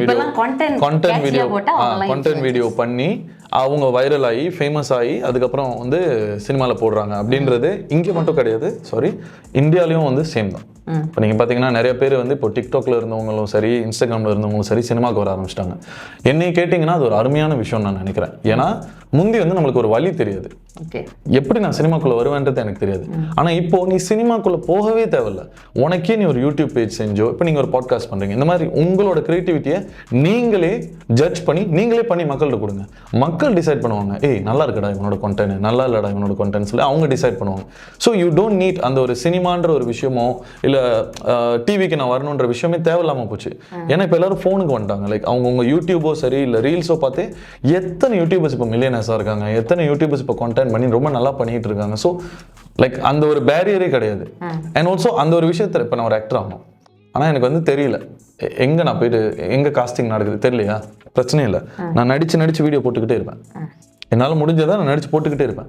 ஒரு நாள் இது வைரல் ஆகும், அந்த ஒரு நாள் ஏதோ ஒரு டைரக்டர் இது பார்ப்பான், அந்த ஒரு நாள் அவன் என்னை கூப்பிடுவான். அந்த மாதிரி தான் நான்லாம் நிறைய டேலண்ட்ஸ் ஹேண்ட் பிக் பண்ணியிருக்கேன். ஃபார் எக்ஸாம்பிள் திவாகரன் ஹஷாந்தன்ற ஒரு அருமையான டேலண்ட்ஸ் வந்து உங்க எல்லாருக்கும் தெரியறதுக்கு லைக் அவங்க ரொம்ப பயனியராக இருந்தப்போ எனக்கு தெரியும். அவங்க ஒரு ஷார்ட் ஃபிலிம் நடித்த அவங்களோட காலேஜுக்கு போனேன்னு நினைக்கிறேன். அப்போ ஒரு ஷார்ட் ஃபிலிம் ப்ளே பண்ணியிருந்தாங்க. அப்போவே நான் நோட்டீஸ் பண்ணேன், அந்த பையன் ரொம்ப நல்லா பண்ணுறான்னு சொல்லிட்டு. அப்போலேருந்தே நான் டச்சில் இருக்கேன் அவங்க ரெண்டு பேர் கூடயுமே. டச்சில் நான் சொன்னேன், கண்டிப்பாக உங்களுக்கு வந்து அதில் என்னால் முடிஞ்ச ஒரு ஆப்பர்ச்சுனிட்டி பண்ணுறேன், உங்களுக்கும் நான் தேவைப்பட்டேன்னா நீங்கள் சொன்னீங்களா அந்த சின்ன சப்போர்ட் ஏதாச்சும் பண்ணேன், I like help them out அந்த மாதிரி ஒரு விதத்தில். ஸோ இப்போது எனக்கு தெரிஞ்சு நானே வந்துட்டு அவனுங்க கூட ஒரு 3 ப்ராஜெக்ட் ஒர்க் பண்ணிட்டேன்னு நினைக்கிறேன். ஸோ ஒரு படம் பண்ணிட்டானுங்க என் கூட வரப்போகுது கூடி சீக்கிரம். அண்ட் தென் சீரிஸ் இப்போ மிஸ் ராசாத்தியில் ஒர்க் பண்ணியிருக்காங்க, அண்ட் ப்ராஜெக்ட் கர்மாவில் ஒர்க் பண்ணியிருக்காங்க. ஸோ இந்த மாதிரி அவங்களோட டேலண்டெல்லாம் இப்போ ஃபார் எக்ஸாம்பிள் வந்துட்டு சிலத்துக்கு சிங்கர்ஸ் இருப்பாங்க, ரொம்ப அழகாக கவர் பாடி போயிடுவாங்க. அவங்களுக்கு மெசேஜ் அனுப்பி கான்டாக்ட் நம்பர் கொடுங்க, நம்ம அடுத்த ப்ராஜெக்ட் இருந்தால் கண்டிப்பாக நான் கூப்பிட்றேன் அப்படின்னு சொல்லிட்டு மோஸ்ட் ஆஃப் த டைம் என்னால் முடிஞ்ச, ஏன்னா பண்ணுவீங்க வேற யார்கிட்ட போய் பண்ணிக்கிட்டு இருக்க சொல்லுங்க, ஏன்னா அவங்க ரொம்ப டேலண்டா இருப்பாங்க.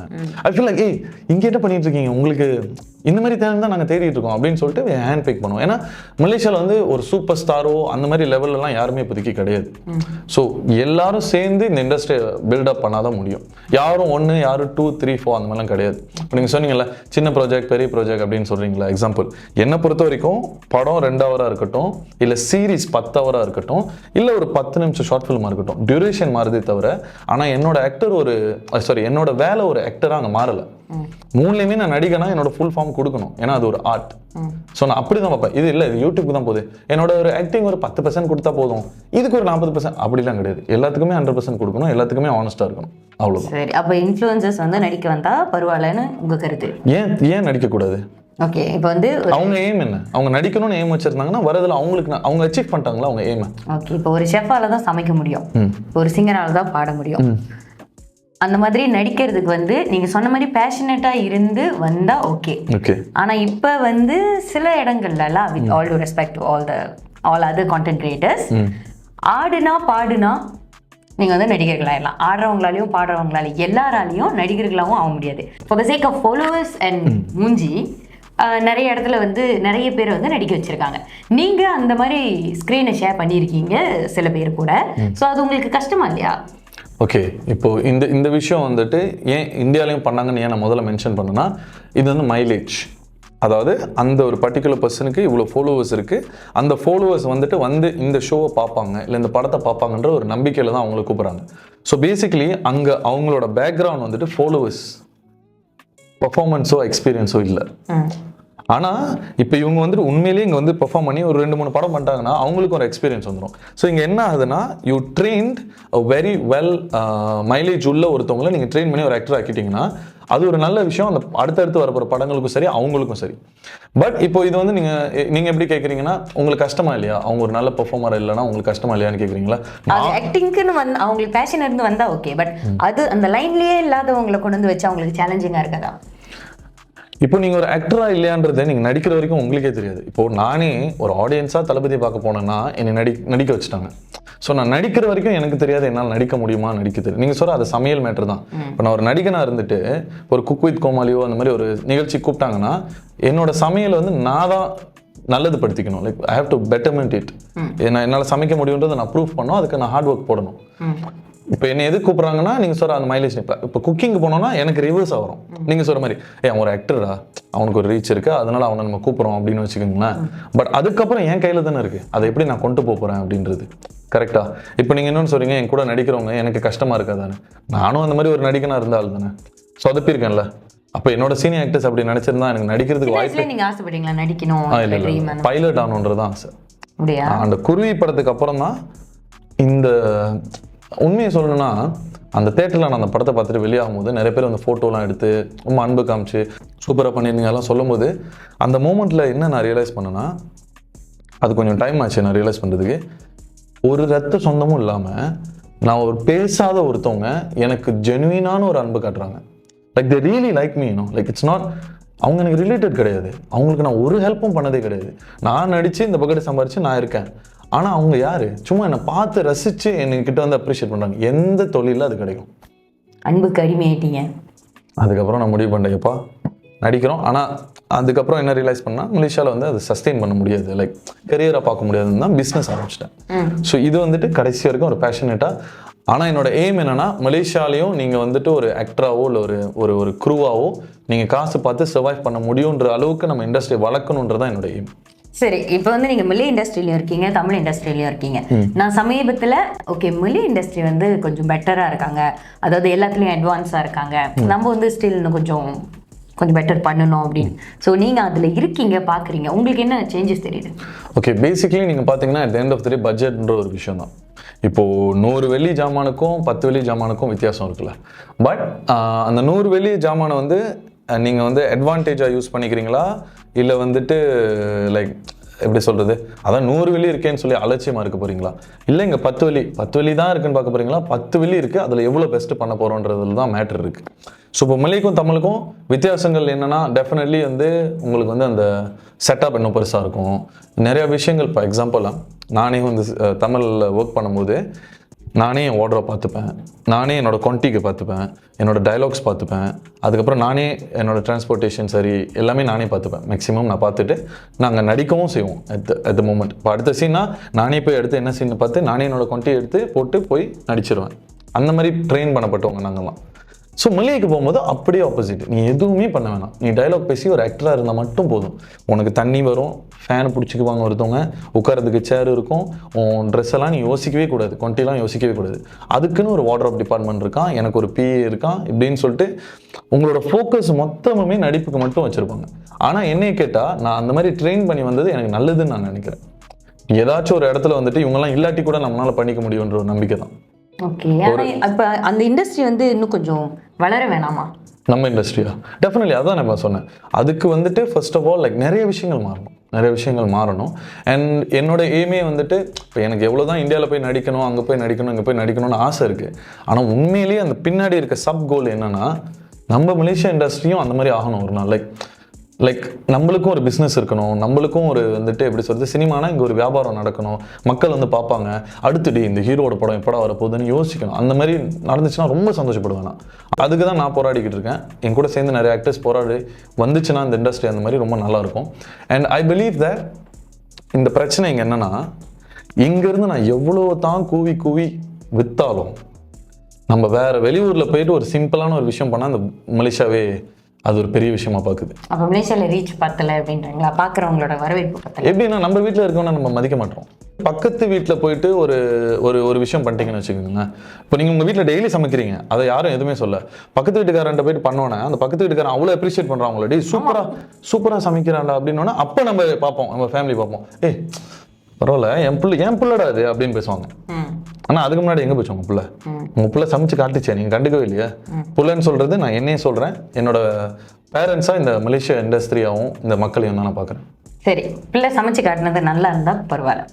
இப்போ வந்து ரீசெண்டாக நான் ஒரு போஸ்ட் பார்த்தேன், ஒருத்தர் சொல்லியிருந்தாரு, ஒரு வாரம் ஃபுல்லாக வந்து நாங்கள் கஷ்டப்பட்டு உழைச்சிட்டு ஒரு 2 நாள் ஆச்சு, 1 நாள் ஆச்சு நான் போய் நிம்மதியான்னு பார்த்தா எங்களை ஏன்டா அப்படி சாவடிக்கிறீங்க. அவரோட கமெண்ட்ல அவரோட அந்த கருத்துல எனக்கு எதுவும் தப்பா தெரியல. கரெக்ட், போறவங்களுக்கு அந்த தகுதி இருக்கு, they are entitled to that comment. So இதெல்லாம் தானே பாதிக்குது. அதாவது அந்த சமைக்கிறதுக்கு அந்த தகுதியுடையவர்கள், நடிக்கிறதுக்கு தகுதியுடையவர்கள் வந்து அதை பண்ணும்போது அதோட இம்பேக்ட் வேற மாதிரி இருக்கும். சும்மா ஒரு எதுக்காகவாச்சும் எடுத்து போடும்போது அதை பண்ணும்போது அது வேற மாதிரி இருக்கும். அப்போ மக்களோட கருத்து இந்த மாதிரி இருக்கு. ஸோ நீங்கள் நல்லா பண்ணால் நாங்கள் நல்லா வரவேற்போம் அப்படின்னு தானே சொல்கிறாங்க.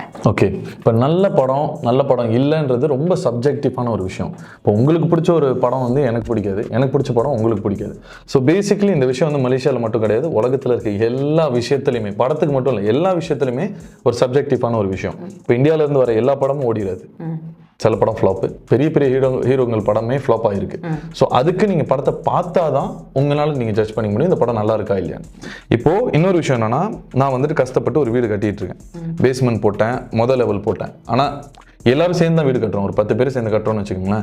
நான் ஒரு 4வது மாடி வரைக்கும் கரெக்டாக கட்டிட்டேன். அப்புறம் 5, 6, 7, 8 மறுபடியும் அவன் வந்துட்டு ஒழுங்கான சிமெண்ட் போடாமல் சொதப்பிட்டானா நான் திரும்ப மேலே கட்டுறதுக்கு ரொம்ப கஷ்டப்படுவேன். ஏன்னா திரும்ப உடஞ்சி விழும்போது திரும்ப நான் 1ல இருந்து கட்டணும்.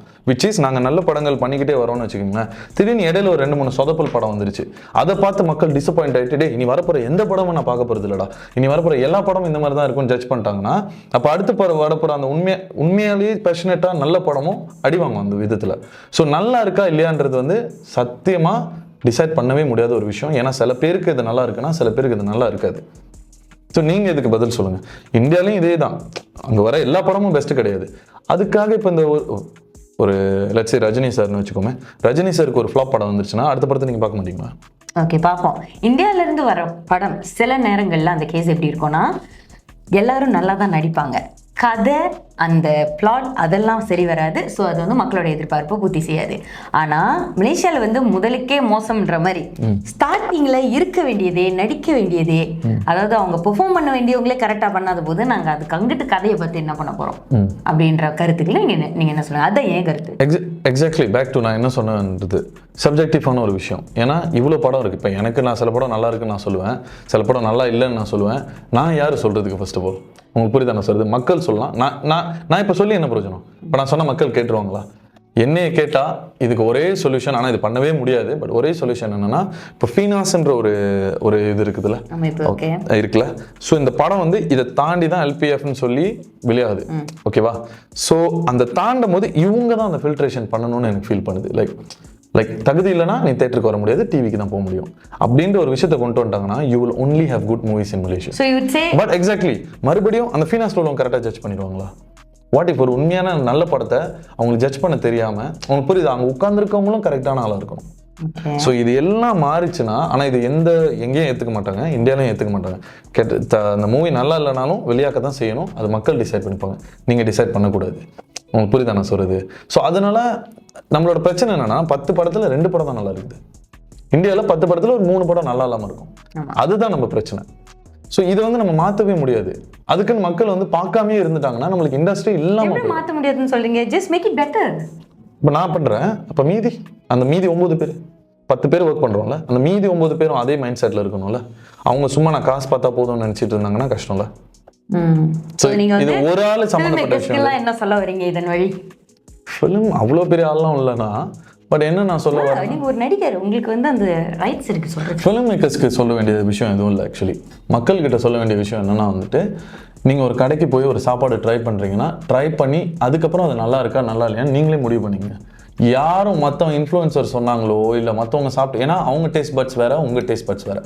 இப்போ உங்களுக்கு அந்த படம் பிடிச்சிருக்கலாம், பிடிக்காமல் இருக்கலாம். ஸோ உங்கள் ஒப்பீனியனை நீங்கள் சொல்லுங்கள். படத்தை பார்த்துட்டு பார்க்காம நீங்கள் வந்துட்டு இன்னொருத்தர் சொன்னான்னு சொல்லி நம்பி நீங்கள் போகாமல் இருக்கிறது வந்துட்டு I don't think that's the right thing. ஏன்னா இல்லைன்னா அதான் நான் சொல்லலை, நம்மளுக்கு இண்டஸ்ட்ரி இல்லாமல் போயிடும்.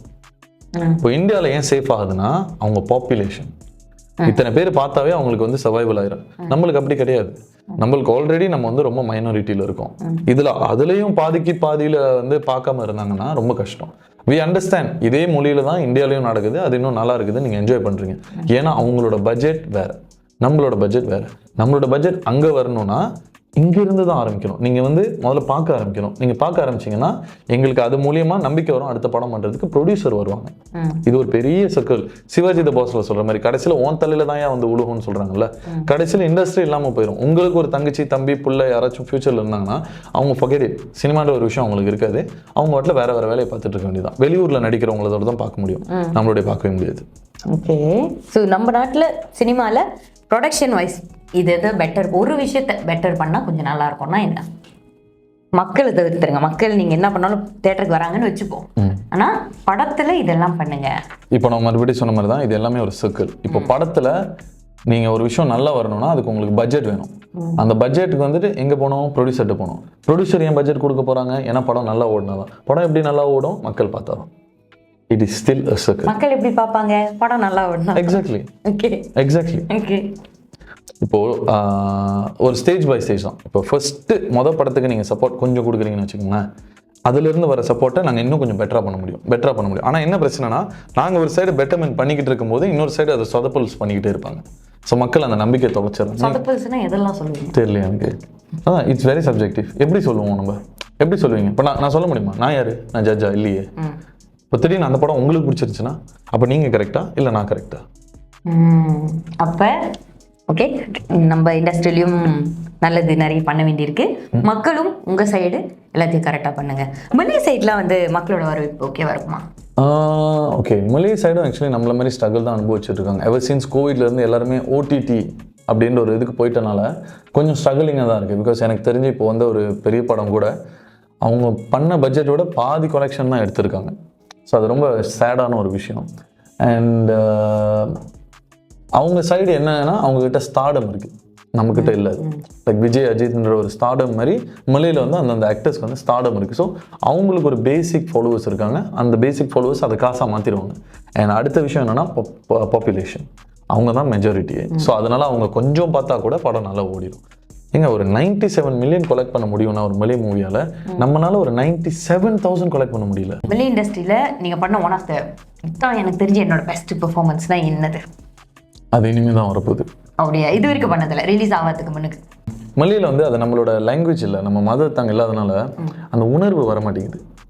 இல்லை நான் எவ்வளோ முயற்சி பண்ணி நடித்தாலும் சப்கான்ஷியஸ்லி லைக் நம்ம நேச்சுரலாக தமிழில் வர அந்த ஃபீல், அந்த ஹோம் ஃபீல் வரவே வராது. அந்த மலையை போகும்போது ஒரு மாதிரியாக நடிக்கிறது ஃபீல் பண்ணும். நான் நடிக்கிறேன் அப்படின்னு எனக்கு தெரியும். பட் அதை நான் கொஞ்சம் இப்போ இம்ப்ரூவ் பண்ணிக்கிட்டு இருக்கிறேன். ஸோ எனக்கு தெரிஞ்சு அந்த ப்ராசஸில் இருக்கனால தான் எனக்கு இதுக்கு முன்னாடி பண்ண எதுவுமே எனக்கு அவ்வளோவா நான் ஐ வுட் நாட் சே எனக்கு ரொம்ப பிடிச்சிச்சு அப்படின்னு சொல்லுவேன். மேபி இந்த நெட்ஃப்ளிக்ஸில் ஒரு படம் இருக்குது, ஷோ டைம் 1958ன்னு சொல்லிட்டு. அதுதான் நான் நடித்த மலை மூவி ஆக்சுவலி. ஆனால் அந்த கேரக்டர் எனக்கு ஒரு மாதிரி பிடிச்சிருந்துச்சு. ரொம்ப டிஃப்ரெண்டாக இருந்தது. அந்த ஹோல் கேரக்டர் ஆக்கே ஒரு டிஃப்ரெண்டான இர்ஃபானாக இருந்தது. அது எனக்கு ரொம்ப பிடிச்சிருந்துச்சு. அதை தாண்டி இப்போ அடுத்து வரப்போகிற ஒரு படம் தான். அதுதான் வந்துட்டு எனக்கு தெரிஞ்சு உங்களோட பெஸ்ட் மேக்ஸிமம் நான் அதில் தான் கொடுக்க போகிறேன். அடுத்த படத்தில் ஹீரோவா வில்லனா இல்ல பாசிட்டிவ் கேரக்டரா? சப்போர்ட்டிங் ரோல் தான், ஆனா ரொம்ப இம்பார்ட்டன்டான ஒரு ரோல். பாசிட்டிவா நெகட்டிவா? அதை நீங்க பார்க்கணும். இல்லாட்டி சர்ப்ரைஸ் பிரேக் ஆகும். ஸ்பாயில் பண்ண மாட்டாரு. சரி, அப்ப தமிழ்ல வந்து ஒரு சாக்லேட் பாயை போயிட்டு வில்லனாலாம் நடிக்க வைக்கிறாங்களே, உங்களுக்கு ஏதாச்சும் ட்ரீம் கேரக்டர்னு ஒன்று இருக்குல்ல? நான் ஒரு தீவிரவாதியா நடிக்கணும். முந்தி வந்து எனக்கு ஜோக்கர் மாதிரி நடிக்கணும்னு ரொம்ப ஆசையா இருந்துச்சு. லைக் இந்த டார்க் நைட்ல இருக்க ஜோக்கர் மாதிரி. ஸோ அதுக்கப்புறம் வந்துட்டு ஐ ரியலைஸ் தட் ஏன் எனக்கு அது ரொம்ப பிடிச்சிச்சுன்னா, ஏன்னா அது கொஞ்சம் டிஃபிகல்ட்டான ஒரு ரோல்னால நம்ம பண்ணி ஆகணும், அதனால தான் எனக்கு அது பிடிச்சிருந்துச்சு. பட் இப்போ போக போக நடிக்க ஐ realise that it's actually not that. அந்த சில நேரத்துக்கு நீங்கள் ஒரு சாதாரண ஆளாக இருக்கலாம், ஆனால் அது இன்னும் சேலஞ்சிங்காக இருக்கும் உங்களுக்கு. ஸோ பேசிக்கலி எனக்கு சேலஞ்சிங் ரோலாக இருந்தால் ரொம்ப பிடிக்கும்னு நினைக்கிறேன், ஒரு சாதாரண ரோலை விட. ஆனால் உண்மையை சொல்லணும்னா வில்லன் பண்ணுறது இன்னும் சுலபம் ஒரு பாசிட்டிவ் கேரக்டர் பண்ணுறதை விட. ஏன்னா அப்படியே நடிச்சிடலாம், கெட்டது அப்படியே காட்டிடலாம். நீங்கள் பேடாக இருக்கிறது ஈஸி. நான் சொல்லுவாங்களே, நீங்கள் பொய் சொல்லிக்கிட்டே இருக்கலாம், ஆனால் அந்த ஒரு நல்லவனா நீங்கள் ஆகிறது தான் கஷ்டப்படுவீங்க. அது மாதிரி தான். லைக் ஒரு சாதாரண கேரக்டர் நடிக்கிறது தான் எனக்கு தெரிஞ்ச டிஃபிகல்ட். ஏன்னா எப்படி நீங்கள் சாதாரணமாக நடிக்கிறது, அதுக்கு என்ன இருக்குது ரெஃபரன்ஸோ இல்லை என்ன.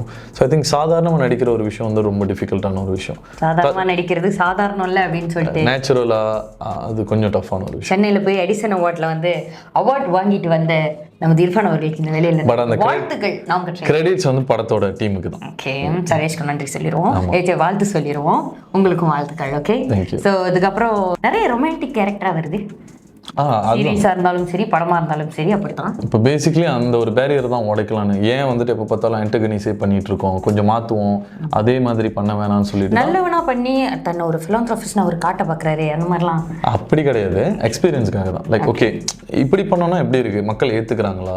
பிகாஸ் வில்லன் வந்துட்டு எனக்கு தெரிஞ்ச எல்லாருமே நீ வில்லனாக தான் பார்த்துருக்காங்க. ஸோ அதனால் எனக்கு தெரியும் அது ஆல்ரெடி அக்செப்டட் ஆயிடுச்சு. ஸோ இந்த மகரந்தம்ல இருந்து பல்லவி பேக்கரியில இருந்து ஃபுல்லாக like I'm trying to like அதை அப்படியே பிரேக் பண்ணிடுவோம். அதுலேருந்து தான் ஆன்டிஸ்லாம் உங்களுக்கு பாம்பில் கேட்க ஆரம்பிச்சிருக்காங்க நினைக்கிறேன். ஆனால் மகரந்தம் வந்து எனக்கு தெரிஞ்சு நான் பண்ணதுலேயே அதிக ரீச் வந்து மகரந்தம் தான். நிறைய பேரால் ரொம்ப ரிலேட் பண்ணிக்க முடிஞ்சது. எனக்கு என்னன்னா லைக் நிறைய பேர் மெசேஜ் அனுப்பியிருந்தாங்க, ப்ரோ தேங்க்யூ, ஒரு கிளாரிட்டி கிடச்சிது. அது எனக்கு கிரெடிட்டில் கண்டிப்பாக தினேஷ் அண்ணா டைரக்டருக்கு தான்.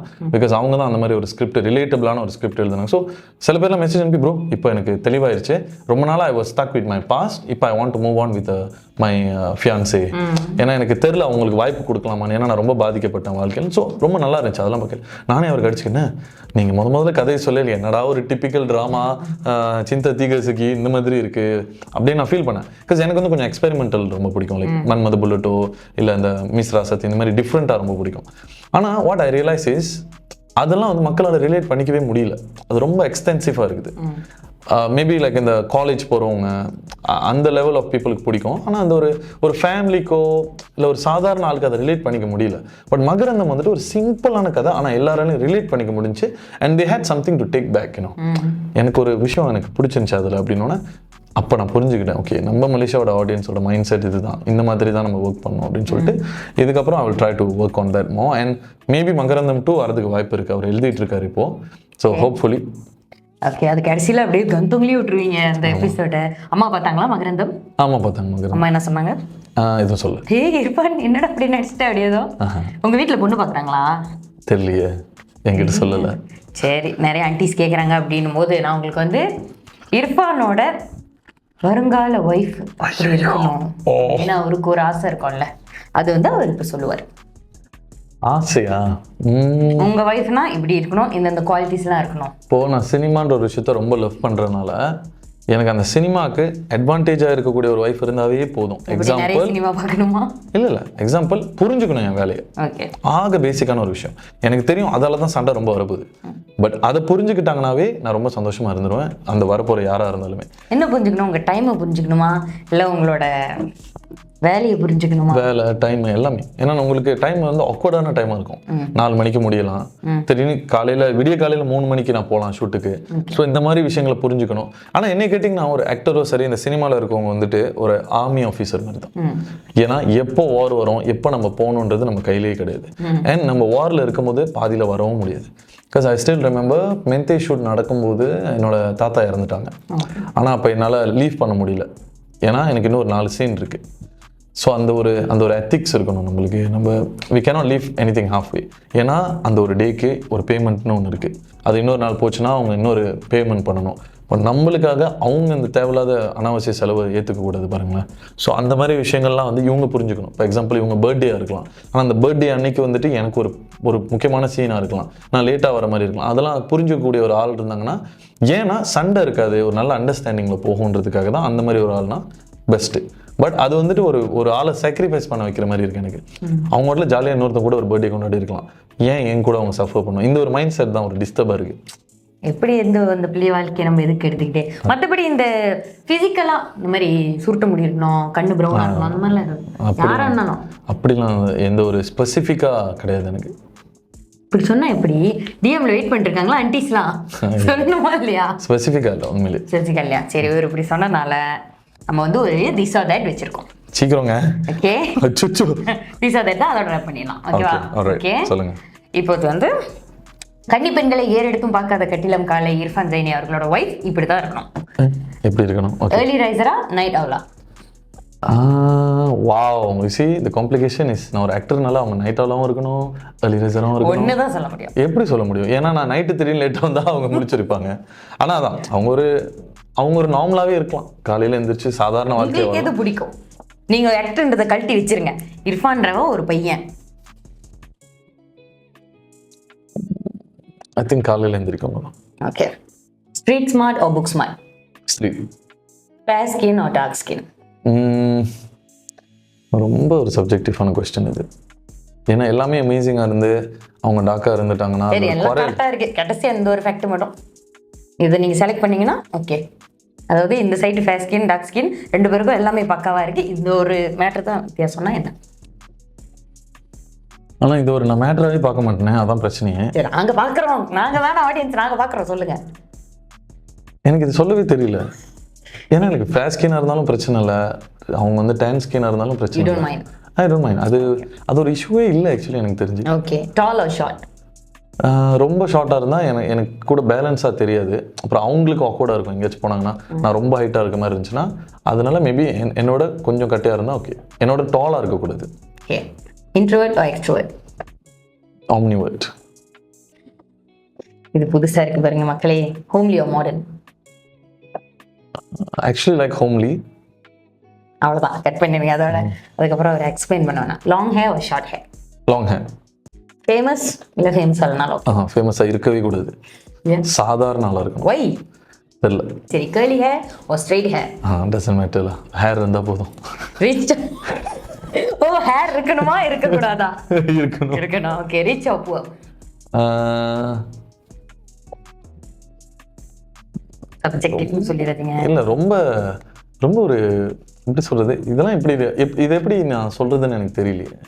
ஏன்னா இதெல்லாம் பியாண்ட், இதெல்லாம் தாண்டி லைக் அவங்க எல்லாம் இருந்து வசதி இல்லாமல் இருந்தாங்கன்னா, இல்லை எதுவுமே இல்லாமல் பணக்காரனாக இருந்தாங்கன்னா, ஸோ இது பாயிண்ட் ஆயிரும். ஏன் எனக்கு அவங்களை பிடிக்கும் அப்படின்னு ஆயிரும்ல. வசதி இல்லாமலும் இருக்காதீங்க, ரொம்ப பணக்காரங்களாவும் இருக்காதீங்க. ஆக்சுவலி அந்த காசு ஒரு மேட்ரே கிடையாது. நான் பார்த்துக்கிறேன், பரவாயில்ல, நான் உங்களை பார்த்துக்கிறேன். இதுதான் சாப்பிடுவாங்கல்ல, ஃபுடியா இருக்கக்கூடாதான்.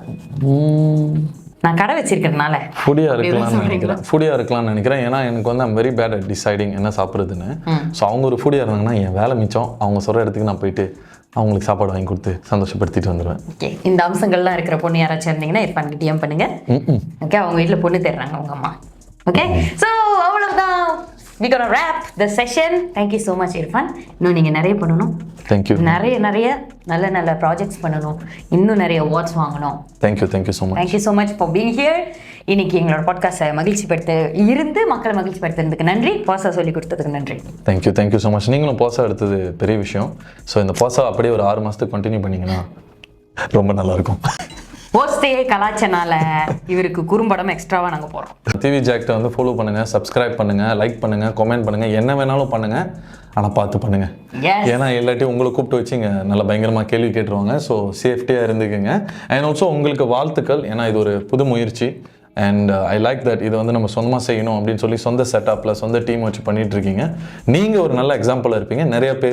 நிறைய பேர் ஹோஸ்ட் ஆகணும்னு நினைக்கிறவங்களுக்கு நீங்கள் ஒரு நல்ல எக்ஸாம்பிளாக இருப்பீங்கன்னு நினைக்கிறேன். Thank you so much. Thank you so much. So மக்களே, நீங்களும் இந்த மாதிரி யாராச்சும் கூட்டு வந்து வச்சு கேள்வி கேட்கணும்னு நினைச்சீங்கன்னா யாரு என்னென்ன கேள்வின்றதை நமக்கு டிஎம் பண்ணுங்க. இன்ஸ்டாகிராம், டிக்டாக், அதுக்கப்புறம் யூடியூப்லையும் கமெண்ட் பண்ணலாம். Thank you so much. மீண்டும் அடுத்த டிவி ஜாக்ல உங்களை சந்திக்கிறேன். அதுவரை உங்களிடமிருந்து விடைபெறுவது நான் உங்கள் திவ்யா. நான் உங்கள் திவ்யா வேகன் ஜான். நான் உங்கள் இர்ஃபான் சைனி. வணக்கம். ஓகே, நம்ம கெஸ்ட்டுக்கு வந்து இப்போ கிஃப்ட் எக்ஸ்சேஞ்ச் பண்ணுற நேரம். கெஸ்ட்டு கூட கிஃப்ட் எக்ஸ்சேஞ்ச் பண்ணுற நேரம். ஸோ இர்ஃபான் அவர்களுக்கு எங்களுடைய டிவி ஜாக் சார்பாக தேங்க்யூ ஸோ மச். ஓகே, வர மக்களை ஃபார்ஸ் பண்ணி gift வாங்கிட்டு வர வச்சிருக்காங்க.